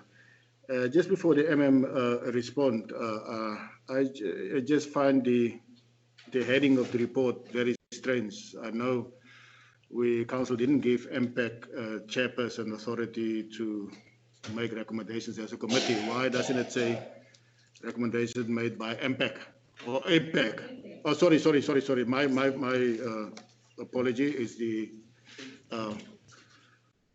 audit committee, not Municipal Public Accounts Committee. Thanks, Speaker. I was going to refer to the two items raised by Councillor Swartz, and I've been in constant engagement with him around those issues. The issue of the consultant for housing, they have been paid. I know they cry on your shoulders, but we have due diligence that we have to comply in terms of SCM processes so that we record our records correctly in order to process the payment, which has been done Friday last week. On the issue of the recycling, yes, they've also been paid, but the report that is in front of you refers to the period ending in March. So we're already in June, so we've processed those. But those were the two that myself and the CFO will process them, those payments. Thank you. Is there a seconder to the proposal as we go with the recommendations? Thank you, Councillor Machila. Thank you. Next item. Next item is item C/1/1215/04/21. Now, this item, colleagues, has a very interesting history. It's item that deals with Earth 156. It's an appeal in respect of the proposed rezoning and related matters on Earth 156. Now, as councillors will remember, the previous executive mayor was supposed to deal with it, was the appeal authority. He failed to adjudicate the matter. The applicant then appealed to council.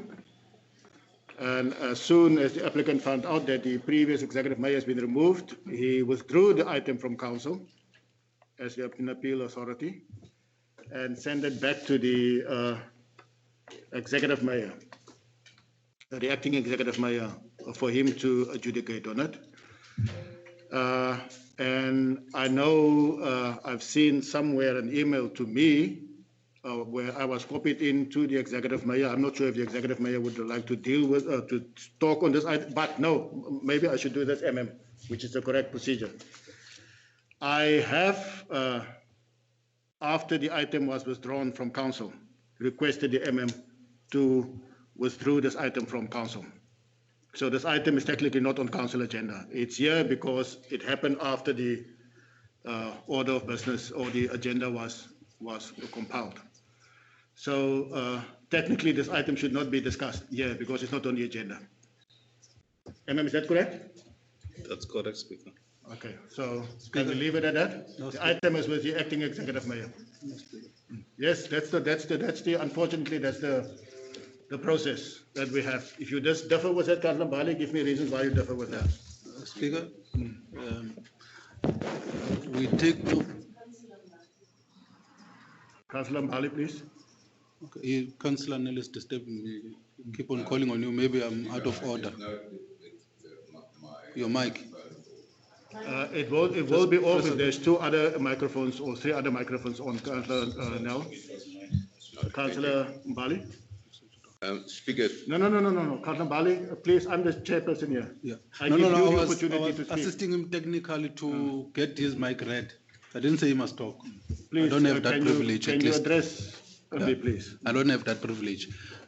No, Speaker. I was going to say that this matter, the acting mayor must deal with it within the next 3-4 days. This is a matter that was supposed to have been long dealt with. I hear you, Speaker, but unfortunately we got that order that this item is part of the agenda. So if we withdraw with it or we go with the recommendation as such, I agree with you, Speaker.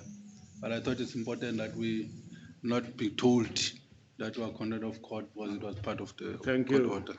Thank you, Councillor Bali. Councillor Nell. Speaker. Speaker, yes, thank you. Can I request a 5-minute caucus, please, Speaker? You want to request a caucus on which item? Not on the item. There's just an issue that we need to discuss fairly urgently. No, no, Councillor Nell. You can only ask me for a caucus on an item that we deal with. Then you must come back and report on that item. Because the rules is normally you go take a caucus on item 10, you come back and you report back on item 10 that you caucused on. If you need to be difficult, then you must be difficult. But thank you. Thank you. This item is not on the agenda for discussion. I would request the acting mayor to please deal with the item. Yeah. Thank you. Next item. Item C/216/05/21. The Audit and Performance Committee report for the period 2020-2021, first quarter and second quarter. You will find the report on page 53 to 61. Item is open for discussion. Speaker, we go with the recommendation. Speaker, thank you. Thank you very much. There's a proposal. We go with the recommendation. Is there a seconder? The acting executive mayor? Second, Speaker. Thank you, Councillor Kabai. Item, Councillor Nell. Sorry, Swart. Speaker, that's the second time. I must put my glasses on. I can't see that far. Speaker, I just want to comment on a lot of the findings and the recommendations made in this report. And if we go back to previous reports, we're going to find the same recommendations and the same findings. And I want to appeal to the administration to at least follow this and adhere to the seriousness of the recommendations, because a lot of these things are not done that we sit with all the regular expenditure and other issues as well. So, you know, it's all good and well having the report and recommending the report, but if nothing's done about it, we're going to get nowhere at all. Thank you, Councillor Nell. I could not agree more with you, Councillor Swart. Councillors, you know, we are in adjusted level 2. And councillors are sitting here as leaders of the community without mask on. I sit here, I sweat, I can't have my glasses on, chairing this meeting. But other councillors is just not taking it serious. Can you please keep your mask on, please? Maybe it helps, Speaker, if they take it off so that you don't confuse Swart with Nel. Yes. Please, can we have a mask on? Next item is item C, stroke 1, stroke 217, stroke 05, stroke 21. The approval of the audit performance plan and the audit committee charter. You will find the report on page 62 to 82. Item is serving for debate. Mr. Speaker. Councillor Mbali. Thank you very much, Speaker. I go with the recommendation, Speaker. There's a proposal that we go with the recommendation. Is there a seconder? Councillor Kabai, Acting Executive Mayor. Seconded, Speaker. Thank you very much. Next item is item C, stroke 1, stroke 218, stroke 05, stroke 21, the adoption of the revised 2020-2022 Integrated Development Plan. And you will find the Integrated Development Plan on page 83 to 214. The report is serving. Councillor Nell. Speaker, I really do need a caucus now, Speaker, on this item. On this item? On this item, Speaker. I cannot allow you not to have a caucus on this item, Councillor Swart. I will allow you now after I heard Councillor Swart. Thank you, Speaker. I just wanted to comment in particular with Ward 2, where things that we requested be put in or not put in, and things that should have been taken out or not taken out. And I just question why these things are not done. And I don't agree with what's in here for Ward 2 in some of the instances. And I wouldn't like it to have to approve something that I'm not in agreement with. And I have those concerns. We've got things long outstanding that should have been in and should have been put back in. For instance, the intersection of Pisang Valley and Robberg Road. There's a dog park requested that comes from IDP going back 7 or 8 years ago that should have been taken out long ago. And each time it's requested, it's back in again. So one of the things that they say is completed is lights along Oddlands. There's one light along Oddlands. The other lights have never been put in, and when it was scheduled, it was removed from the budget, but yet the IDP says it's been completed. So there's certain questions that I have around the Ward 2 issues that are not correct. Just before thank you, Councillor Swart. Before you grant the caucus for Councillor Net, I think I hear the concerns by Councillor Swart on that matter, because he speaks on facts on his ward, which ought to have been perhaps looked at, and that the agenda has been there. I think it would be better for him to highlight where are those areas, so that, because we are the ambiter and the decision maker, and we can correct that in this particular meeting where he believes the matters ought to have been corrected, so that they reflect as part of a resolution if we end up resolving on the matter. So that doesn't have to say he has given responsibility to certain individuals to deal with the matter and they have not dealt with. He is a decision maker and a policy maker here now to change whatever needed to be changed, so that it's reflective on the IDP as an item before us. With that, Speaker, I will go with the recommendation, but I will wait for you until you cut the caucus on the matter. Thanks. Councillor Nell, you are allowed to have your caucus.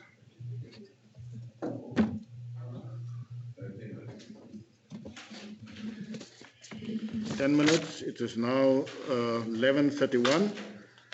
We will be back here at 11:41.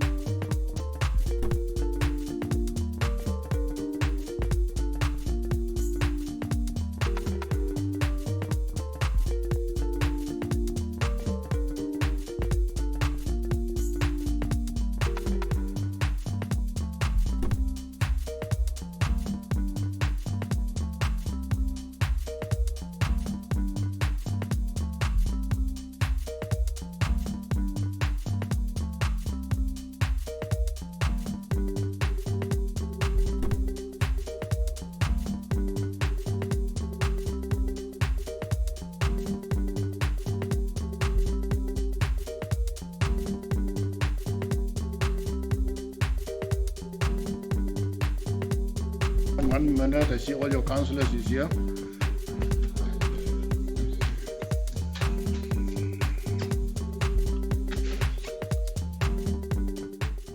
Can we get a report back on your caucus? Thank you for your indulgence, Speaker. Yes, we will record our vote against the adoption, Speaker.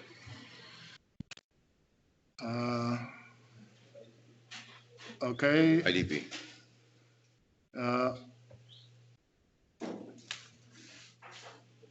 Did I get a proposal yet?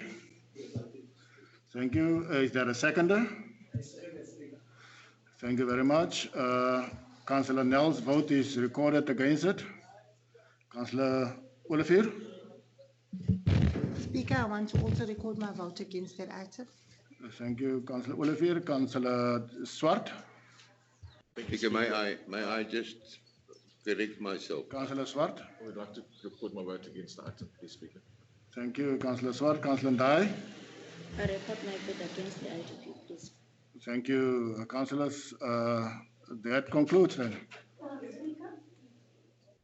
Speaker, I would like to record my vote against this item. I can say item is concluded. Speaker, my Because hand, I nobody raised. else- Speaker, nobody else I had raised hands my up. hand. Speaker, I raised my hand. But I will Please. recognize you, Councillor Thank you, Kamkam. Speaker. Speaker, Thank you, Councillor Kamkam. Councillor Lobesi? just record that my vote you against. don't have rights and privileges, Councillor Lobesi. You are not a minister yet to speak. You can't suspend me. Councillor Van Vogel? Speaker, I want to record my vote against the item. Thank you, Councillor Van Vogel. Can we then, for the record, indicate that councillors Nel, Dai, Swart, Van Vogel, Kamkam, and Olivier recorded their votes against the adoption of the IDP. The item had a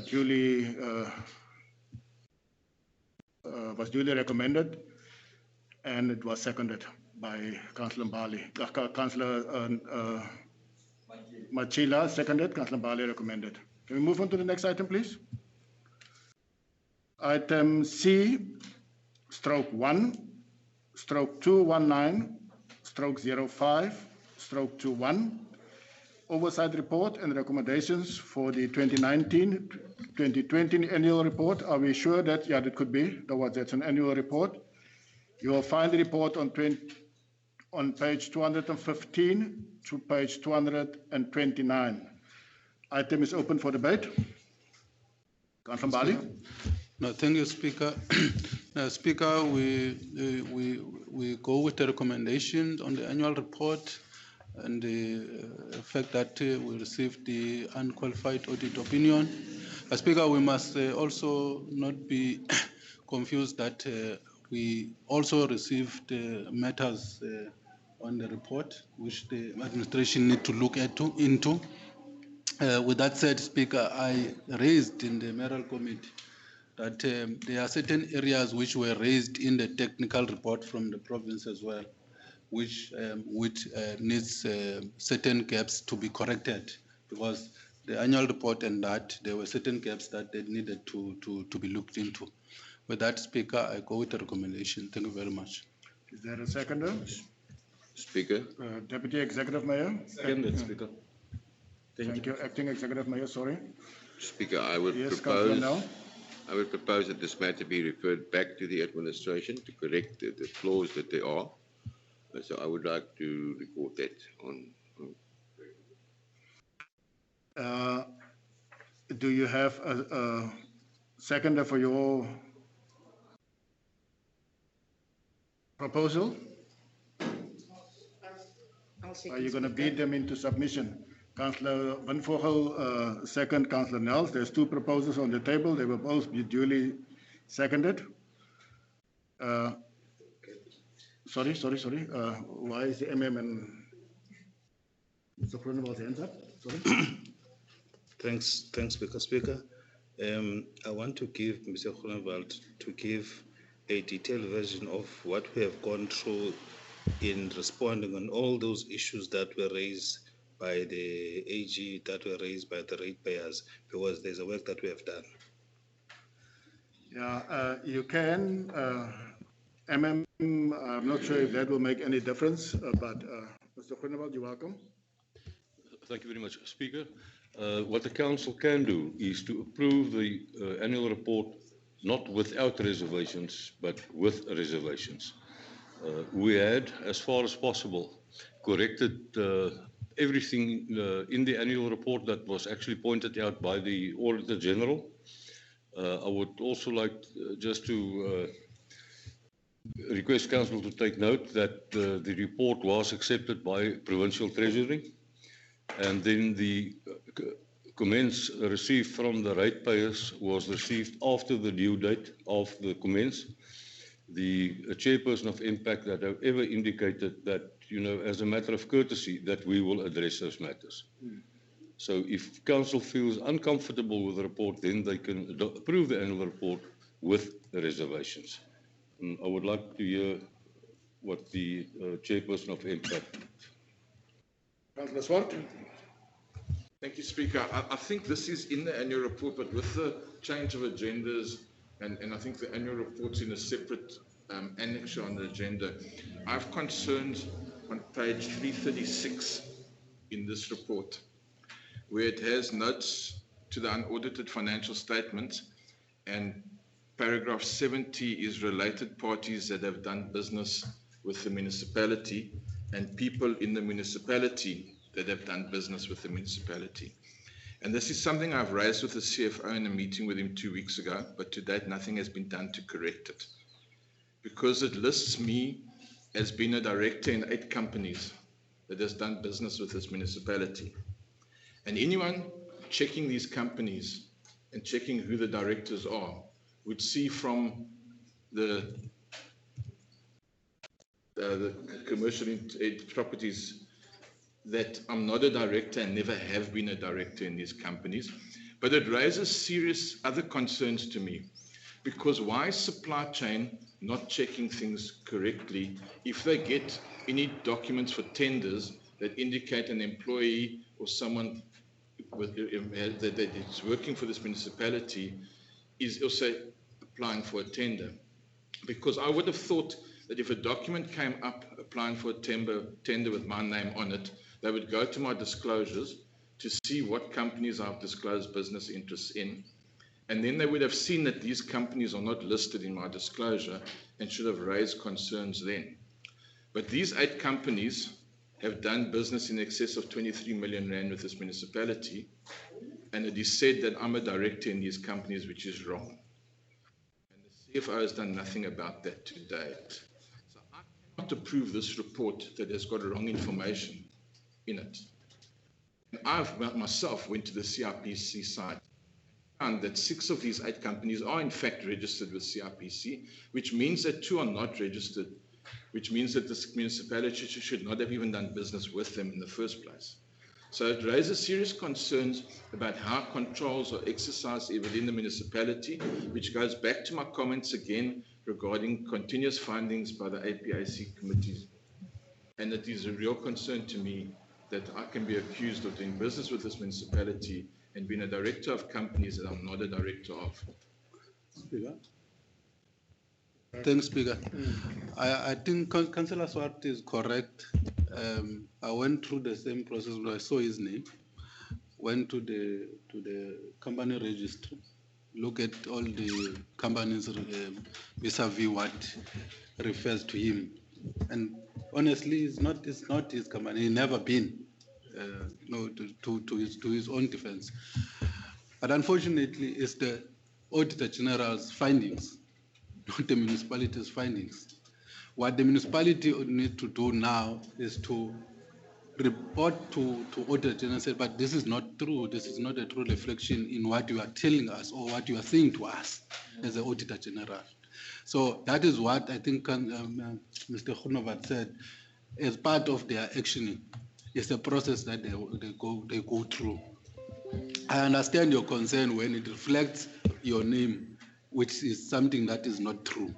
The fact is, what were the controls? How did Auditor General arrive at that particular conclusion? You see, so with that, I think I give you a benefit of doubt because I've checked it myself when I read it through. I mean, I think I've raised it when I was sitting where Councillor Lobese is sitting when we were adopting the draft annual plan, because I've seen it then.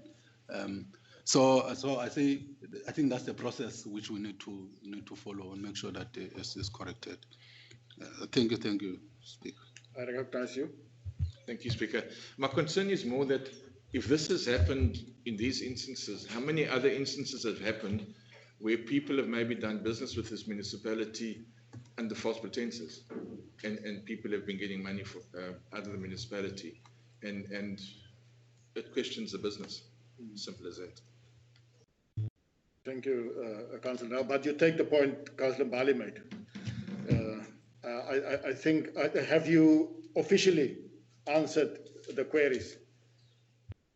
Well, there wasn't a query, but I made an appointment I first sent a mail to the CFO questioning certain issues, and then I had a meeting with him to go through it as well.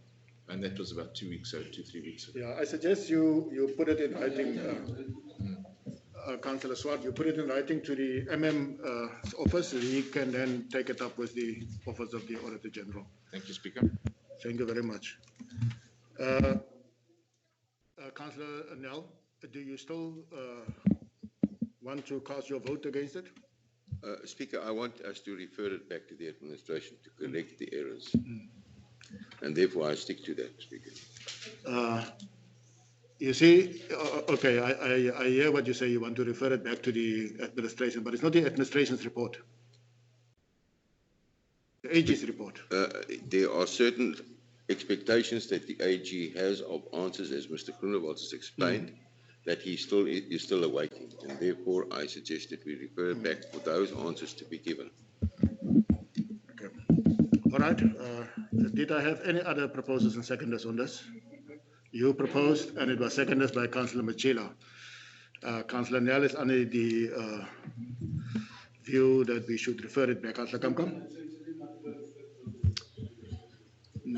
Thank you, Speaker. Speaker, we have, under our recommendations, made the following recommendations. Number one, we said that the accounting officer should ensure that all relevant chapters still outstanding as per Provincial Treasury's comments be included before a final document is issued. We said point number two, that the mayors and the municipal managers forward be included before a final document be issued.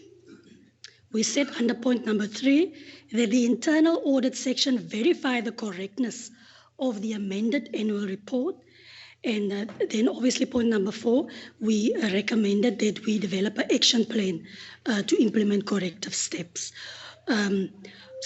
Speaker, the question is that with the oversight report, we simply had to take into consideration the facts before us. As we know, it's a backward-looking document, and we had to take into consideration the comments from the Auditor General as well as National Treasury.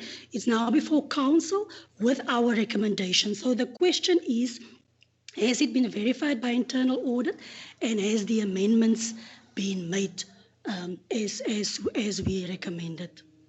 Thank you. Okay. Thank you, Mr. Groenewald. Thank you, Speaker. Speaker, the forward of the previous executive mayor has been included, as well as an overview of the municipal manager.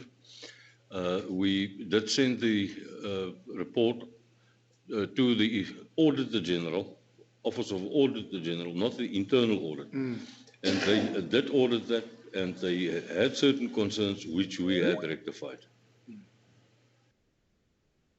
All the missing chapters, or let's say the chapters that were not completed, were completed in the annual report.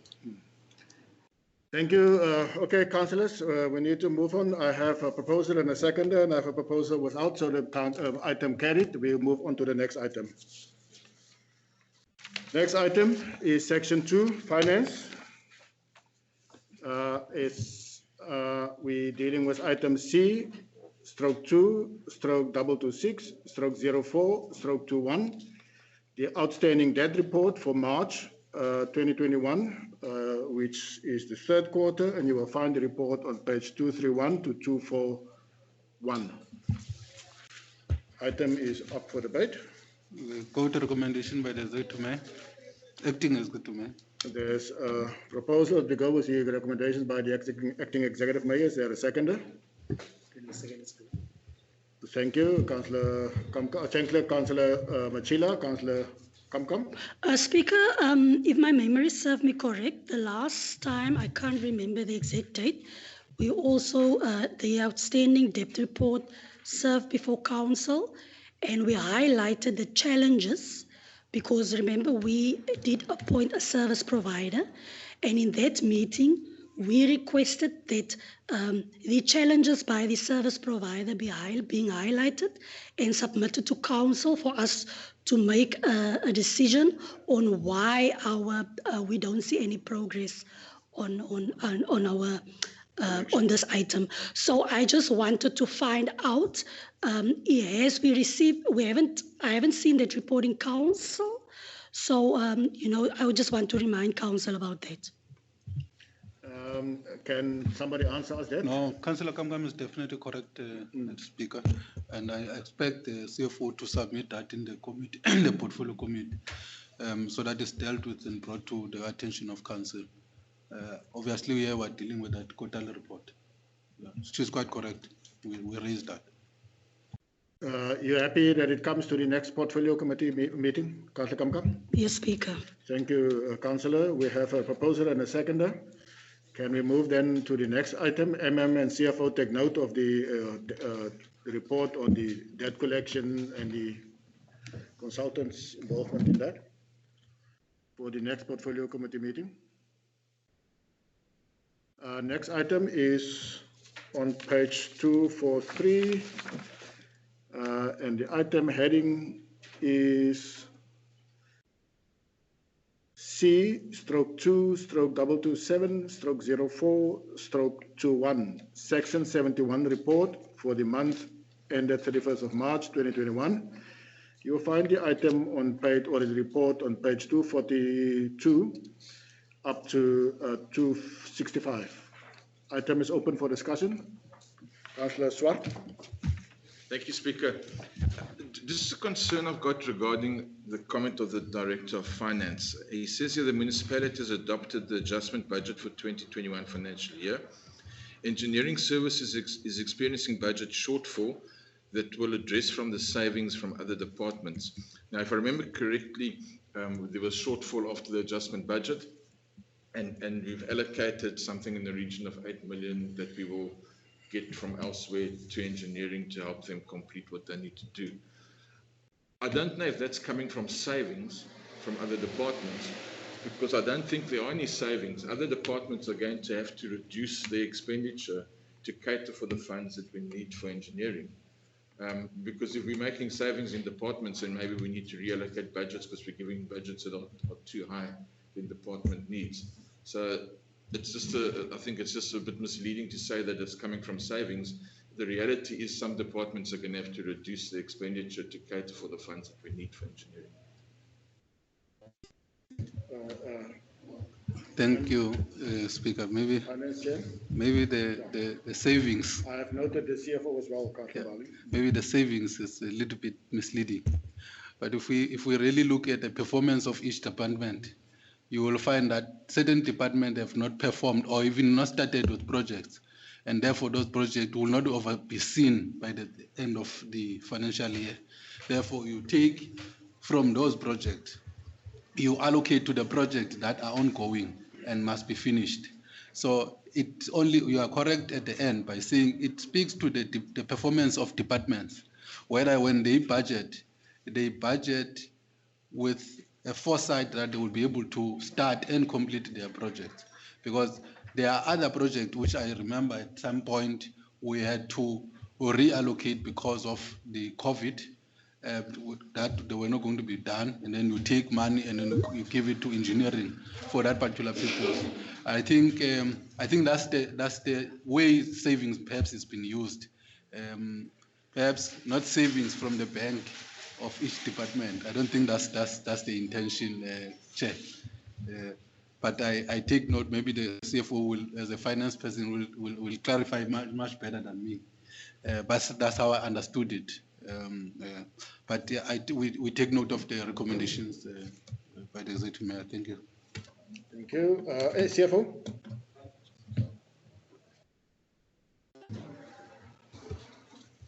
Thanks, Speaker. I think Councillor Mbali has covered me. Just to add more, to say when budget is not an actual figure, it's usually an estimate.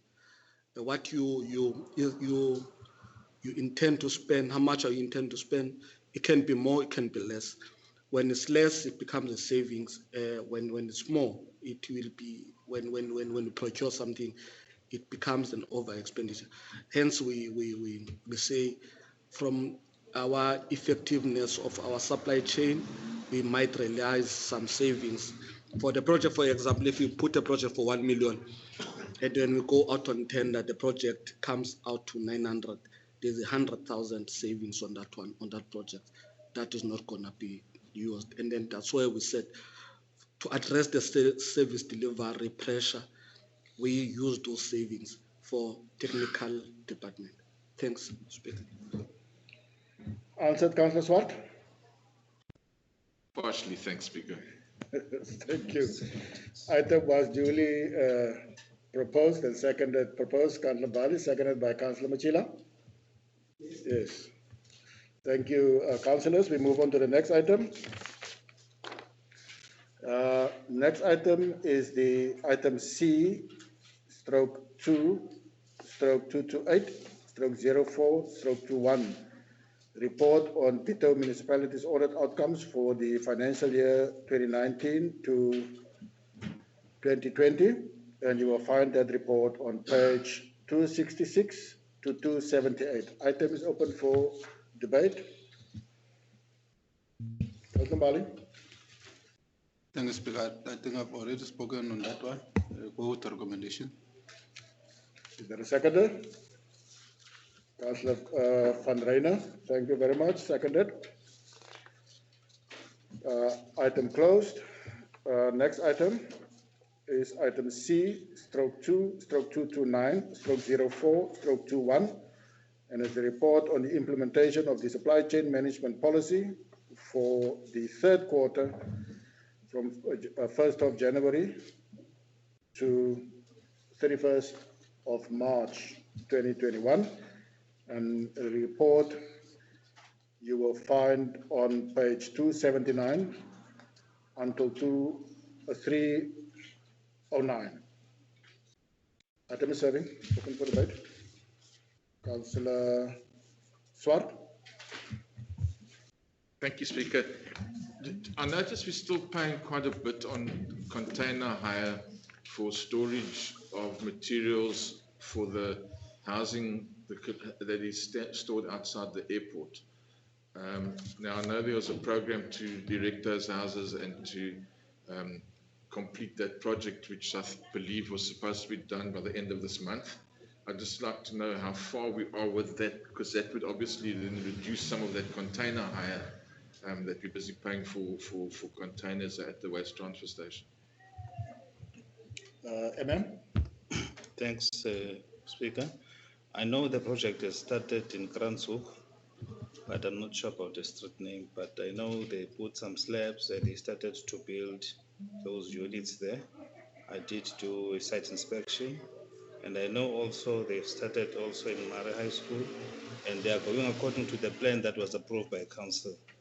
I'm speaking under correction, Councillor Bilnell, whether they've started there, but I was told that they're going to move also to the draft area, to the sites that have been allocated there. But I can assure you that they will be completing the project by the end of this month. Yeah, may I just ask Councillor, now, I did not give you an opportunity to speak. The MM is not the speaker here. I'm the speaker.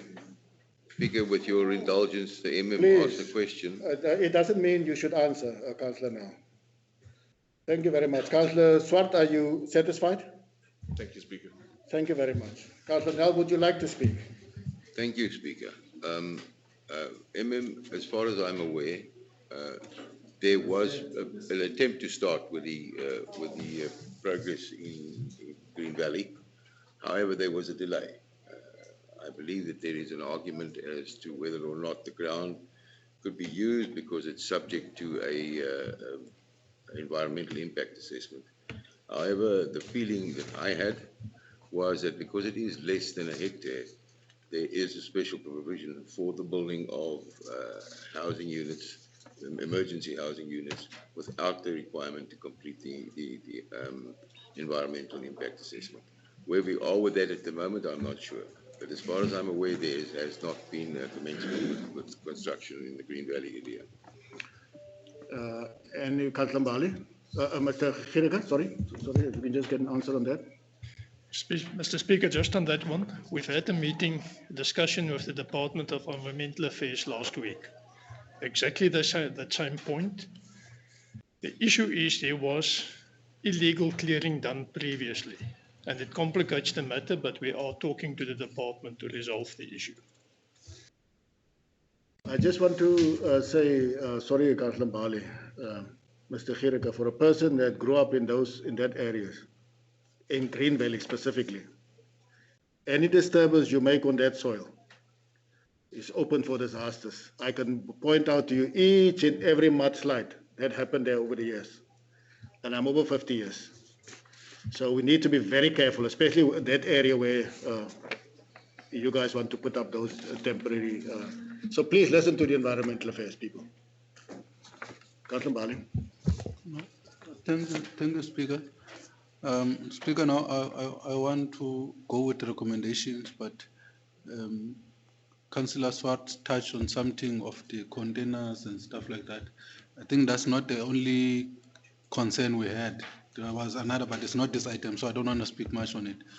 There was another issue with relates to geysers about the storage, and I will, at some point perhaps we'll get the answers on that one, because it also speaks to the spending on the storage. Because if we delay the implementation of this project, they will come back to us. But I go with the recommendations on the item before us. That's what I want to hear. Is there a seconder to that?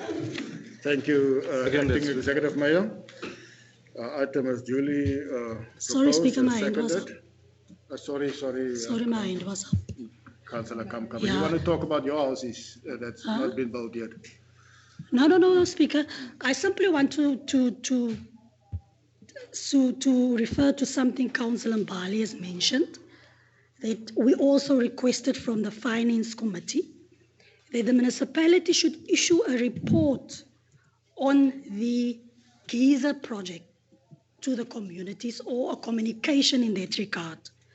Because unfortunately, the first phase was done, and now we sit with a lot of questions, and we have not gone back to the community to inform them about what the process is moving forward and what exactly it is that we are waiting for to complete the project. In the meantime, we are incurring cost.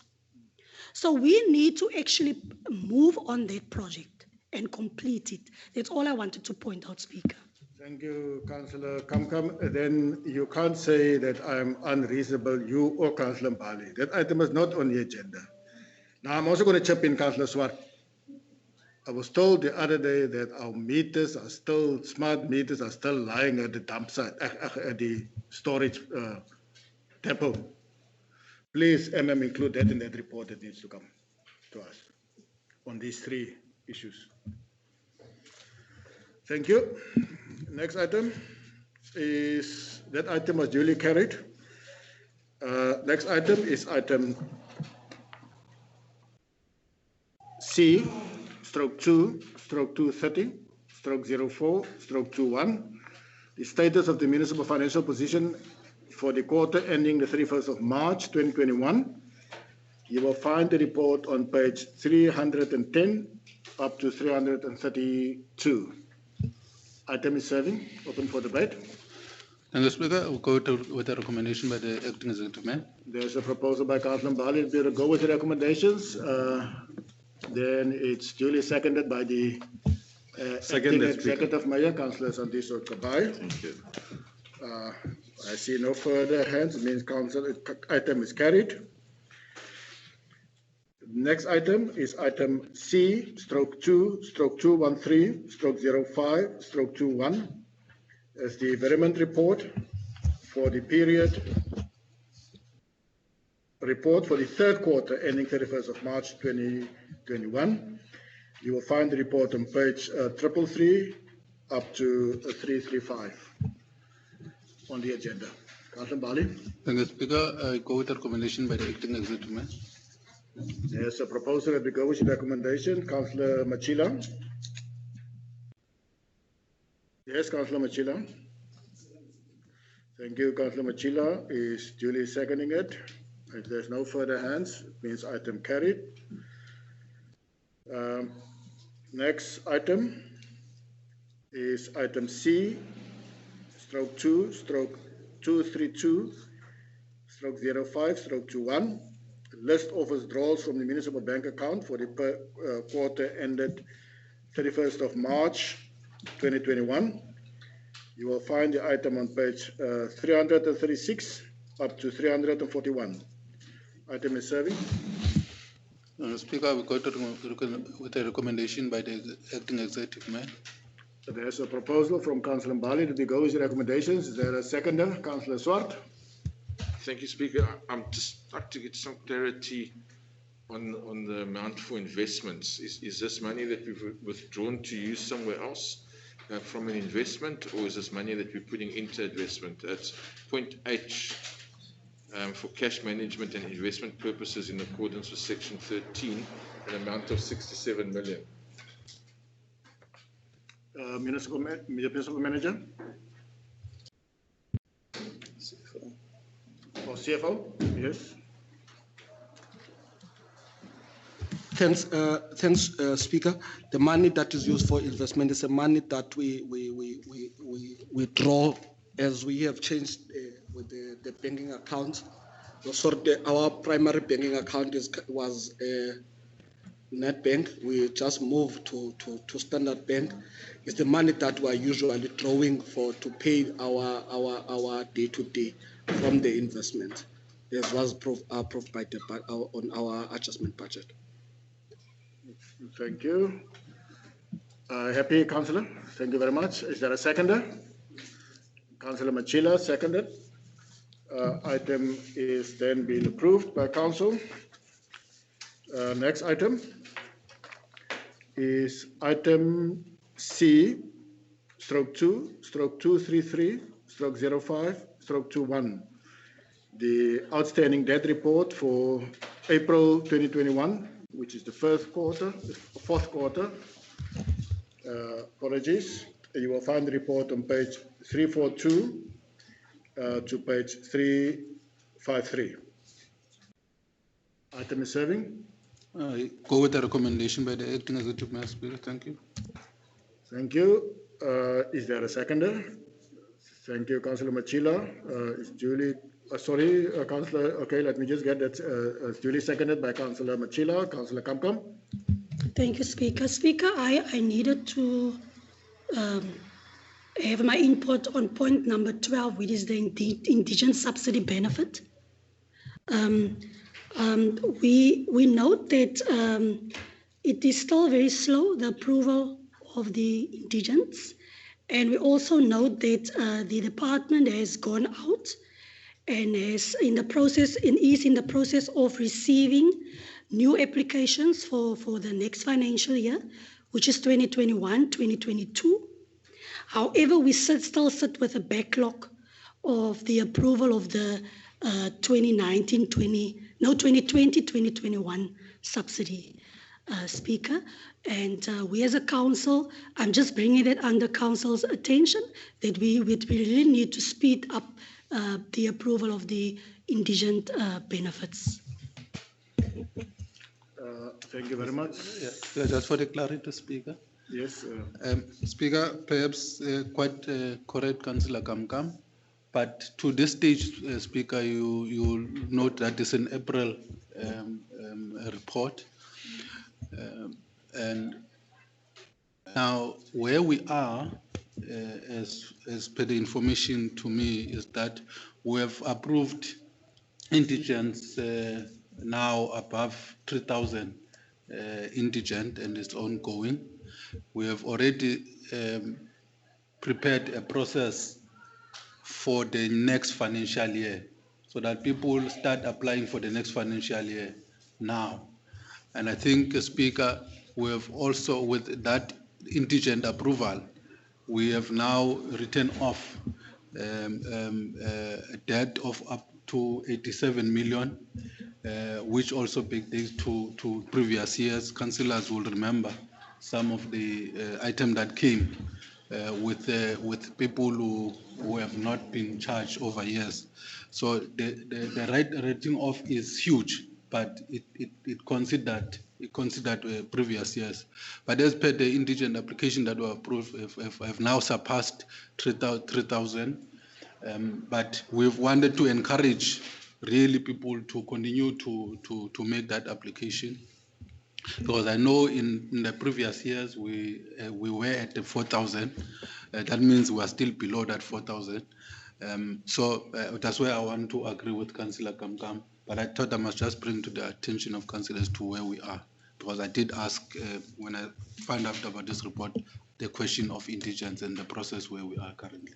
Thank you, Speaker. Thank you, Councillor Mbali. If there's no further comments, Councillor Mbali proposed, and it was seconded by Councillor Machila. So it means item carried. Can we go to the next item? Item C, stroke 2, stroke 234, stroke 05, stroke 21. The tabling of a list of all exemptions, rebates, and reductions as required by subsection 15.3 of the Municipal Property Rights Act of 2004, and you will find the list on page and the report on page 354 up to 495. Item 7. Go with the recommendation, Speaker. Thank you, Councillor Mbali. Is there a seconder? Councillor Machila is duly seconding the proposal by Councillor Mbali. If there is no further input, item carried. Next item is item C, stroke 2, stroke 235, stroke 05, stroke 21, section 71 report for the month of April 2021. You will find the report on page 496 to 517.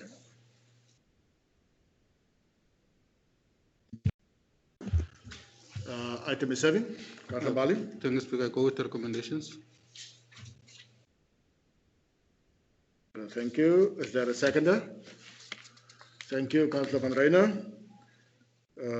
If there's no further input, I declare the item closed and carried by Council.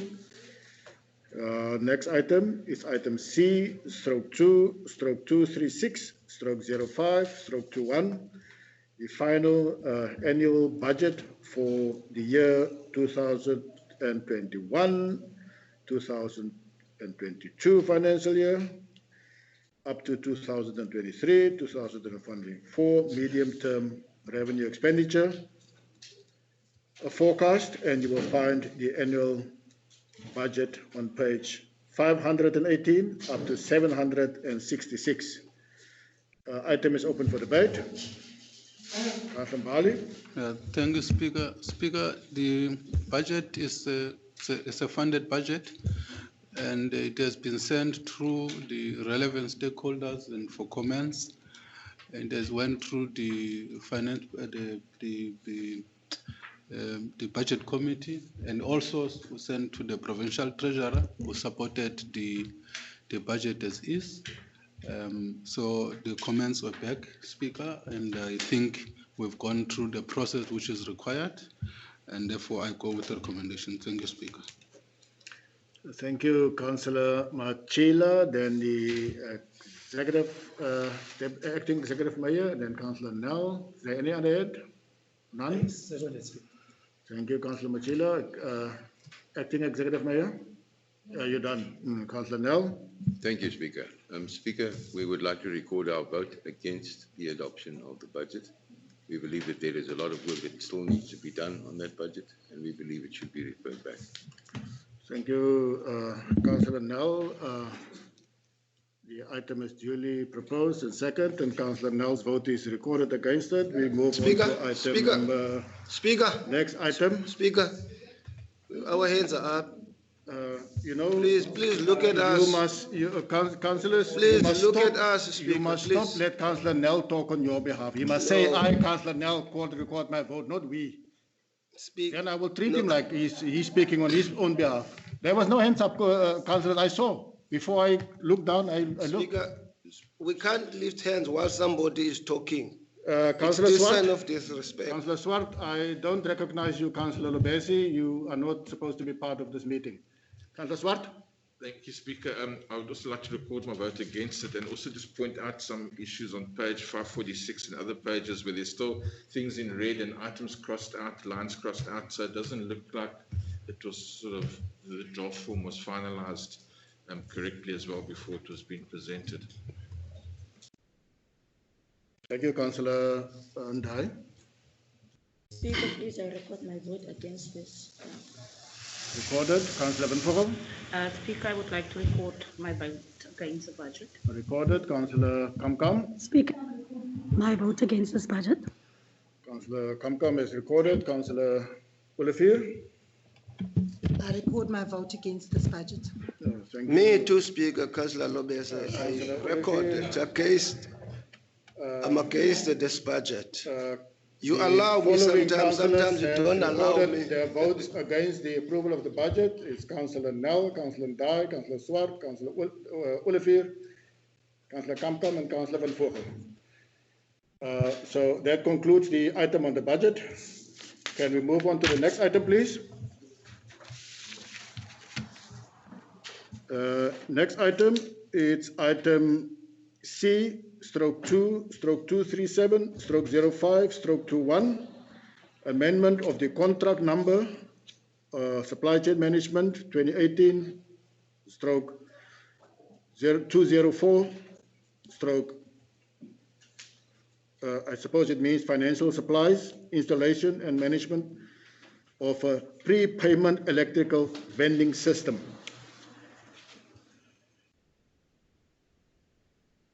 That's only an amendment of the contract, so that we can be clear. Councillors are not supposed to get involved in the supply chain management stuff. You will find the contract on page 767 up to 783.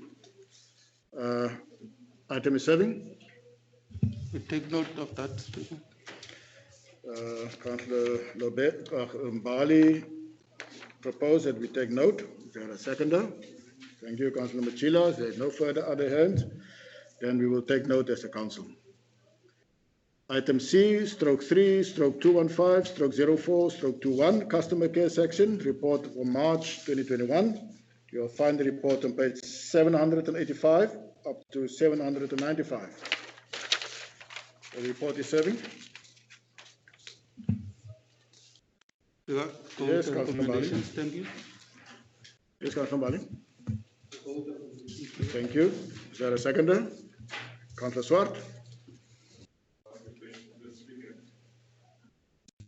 Yes, you may. I just want to make a comment, and it's refreshing to see the percentage of calls closed successfully compared to previous reports.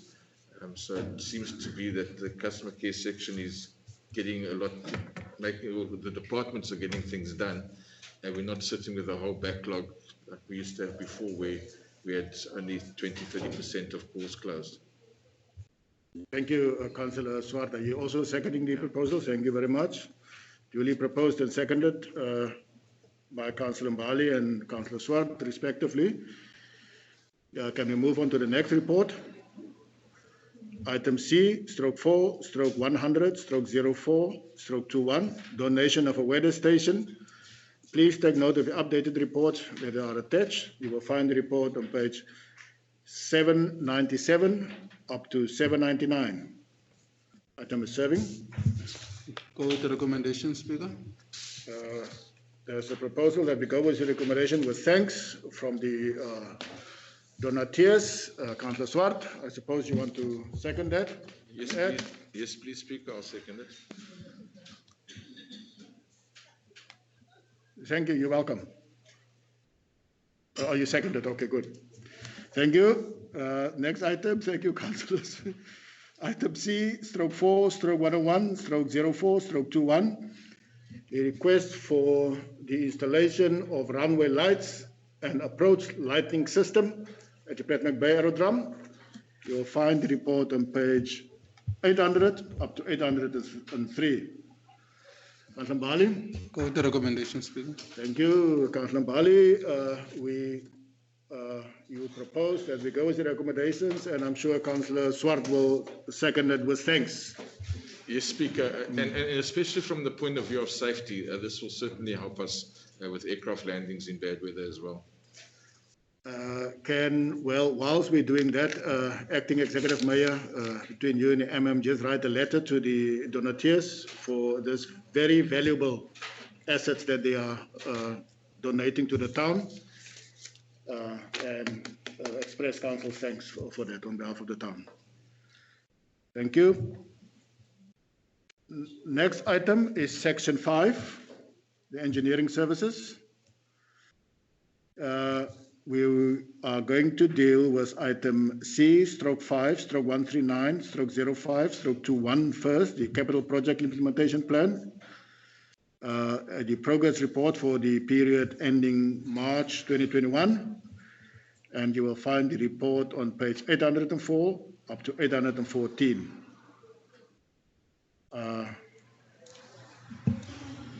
Item 6. Thanks, Speaker. Yes. We'll go to recommendation for the acting executive mayor. There is a recommendation. We go with the report. Is there a seconder? Seconder, Speaker. Thank you, Councillor van Reijnen. If there is no other input, that means that the item is carried. And the council has approved it. Next item is item C/5/140/05/21. Expanded Public Works Program progress report for the period ending March 2021. You will find the report on page 815 up to 849. Item is serving. And the Speaker, go with the recommendation. We only have one councillor here.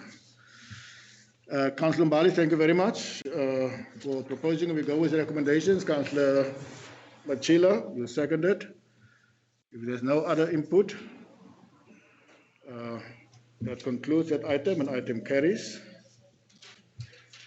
Next item is item C/5/141/05/21.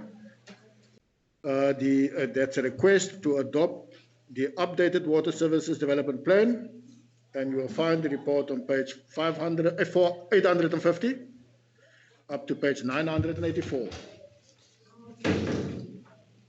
Go with the recommendation, Speaker. Thank you. There's a proposal. We go with the recommendations. Is there a seconder? Thank you, Councillor Machila. Seconded. If no further inputs, means item is approved by council. Next item is item C/5/142/05/21. Municipal infrastructure projects, the MIC, revision of the detailed project implementation plan.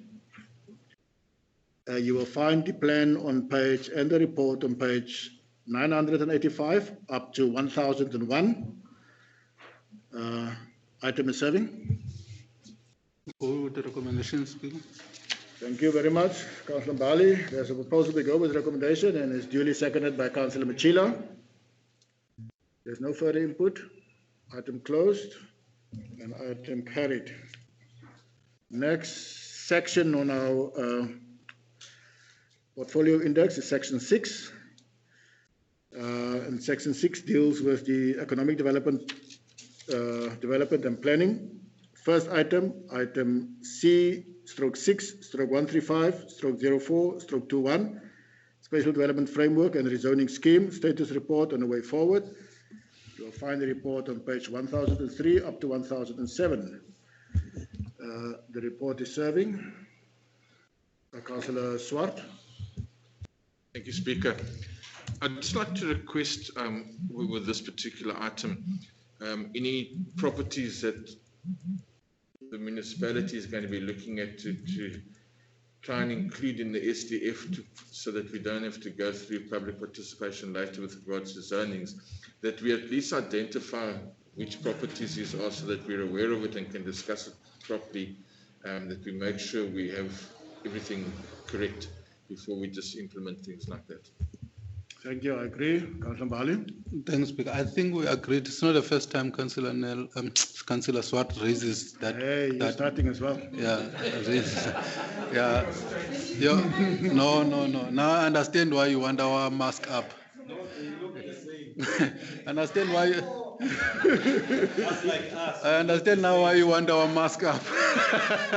I'm sorry, Councillor Bali. You can continue. No, I think it's not the first time you raised it. I think when we dealt with this item before, we deal with the special development framework, the councillor raised the matter, particularly with relating to developments, that perhaps if we have a foresight of what other developments are going to happen in future, we should, from the beginning, include them so that it cuts. It's a process of trying to cut off the red tapes for the development that will also boost the economic development in town. I agree with exactly the purpose of this report. Thank you. To do that. Thank you. I go with the recommendation. Thank you. Is there a seconder? Deputy Acting Executive Mayor. Thank you very much. There's seconded. If there's no further input, item carried. Next item is item C/6/136/04/21, portion 40 of the Farm 347 proposed lease, Kwanakutula Farmers Association. The also long-standing item that's been coming on for a while. We will find the report on page 1008 up to 1022. Item is serving. We go with the recommendation by the acting executive mayor. Thank you. Thank you. We go with the recommendations by the acting executive mayor, proposed by Councillor Bali, seconded by Councillor Machila. Thank you. Item carried. Next item is item C/6/137/04/21, Pisang River Outland Drive picnic area proposed upgrading. Oh, this one could have been finished already. Thank you, Councillor Nell. Item is open for debate. Yeah, you're out of the day. Thank you. Thank you, Speaker. Thank you, I'd like to Councillor go with the recommendation. Thanks. I support. Thank you. I second the recommendation. Councillor Nell to take it through. We will call it the Swart River picnic area. Thank you, colleagues. The item has been duly proposed and seconded. Also, with thanks to the gentleman, or I'm not sure if it's a group of people that donate the upgrade of that area from the municipality. Thank you very much. Excuse me, Councillor Olivier, did you also donate? Is that what you say? Yes. Oh. Part of my family donated. Oh, okay. Couple of 100 years ago.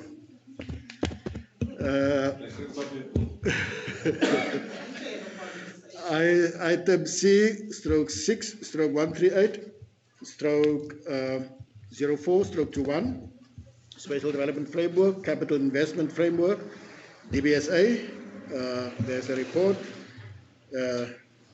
You will find the report on page 1030 up to page 1032, or let me rather not say, call it out like that, 1030 to 1032. The report is serving and is open for debate. Speaker, go with the recommendation by the acting executive mayor. Thank you, Councillor Bali. Is there a seconder? Thank you, Councillor Machila. Duly seconded. If there's no further input, item carried and approved by council. Last item under section 4 is item C/6/139/04/21 for 10 Keurboomstrand, the Wives, proposed retaining wall on municipal land. You will find the item on page 1033 up to 1062. Item is serving. Go with the recommendations, Speaker. That's a proposal. We go with the recommendations. Is there a seconder? Thank you. Thank you very much, Acting Executive Mayor, for seconding. That concludes section. That concludes item 11 on our agenda. We will now move to item 12. Am I correct, Emma? Thank you. Item 12, none received. Consideration of notices of motions, none received. Item 13, consideration of notices of questions, none received. Item 14, consideration of motions of exigency, none received. Item 15, in committee matters. The first item is item 15, is under 15.1. Confirmation of minutes, in committee minutes of the ordinary council meeting that was held on the 31st of March 2021. In committee minutes circulated separately as part of the addendum to the in committee. Can we get them up if they're there? In committee. Oh, sorry. Okay, yes. I'm a bit in a hurry now. Can we at this stage adjourn for 5 minutes? Just so that we can get the public out of the chambers and go in committee as councillors to deal with the in committee part of the agenda. Is 5 minutes enough? Councillor, come. Yeah, it was supposed to be part 1. Thank you. Because you made decisions. Is happy with the 5 minutes break I gave her. Don't know why she wants. She's not smoking. So I don't know why you want 5 minutes. You're not smoking. It is now 12:37. We will be back at 12:42.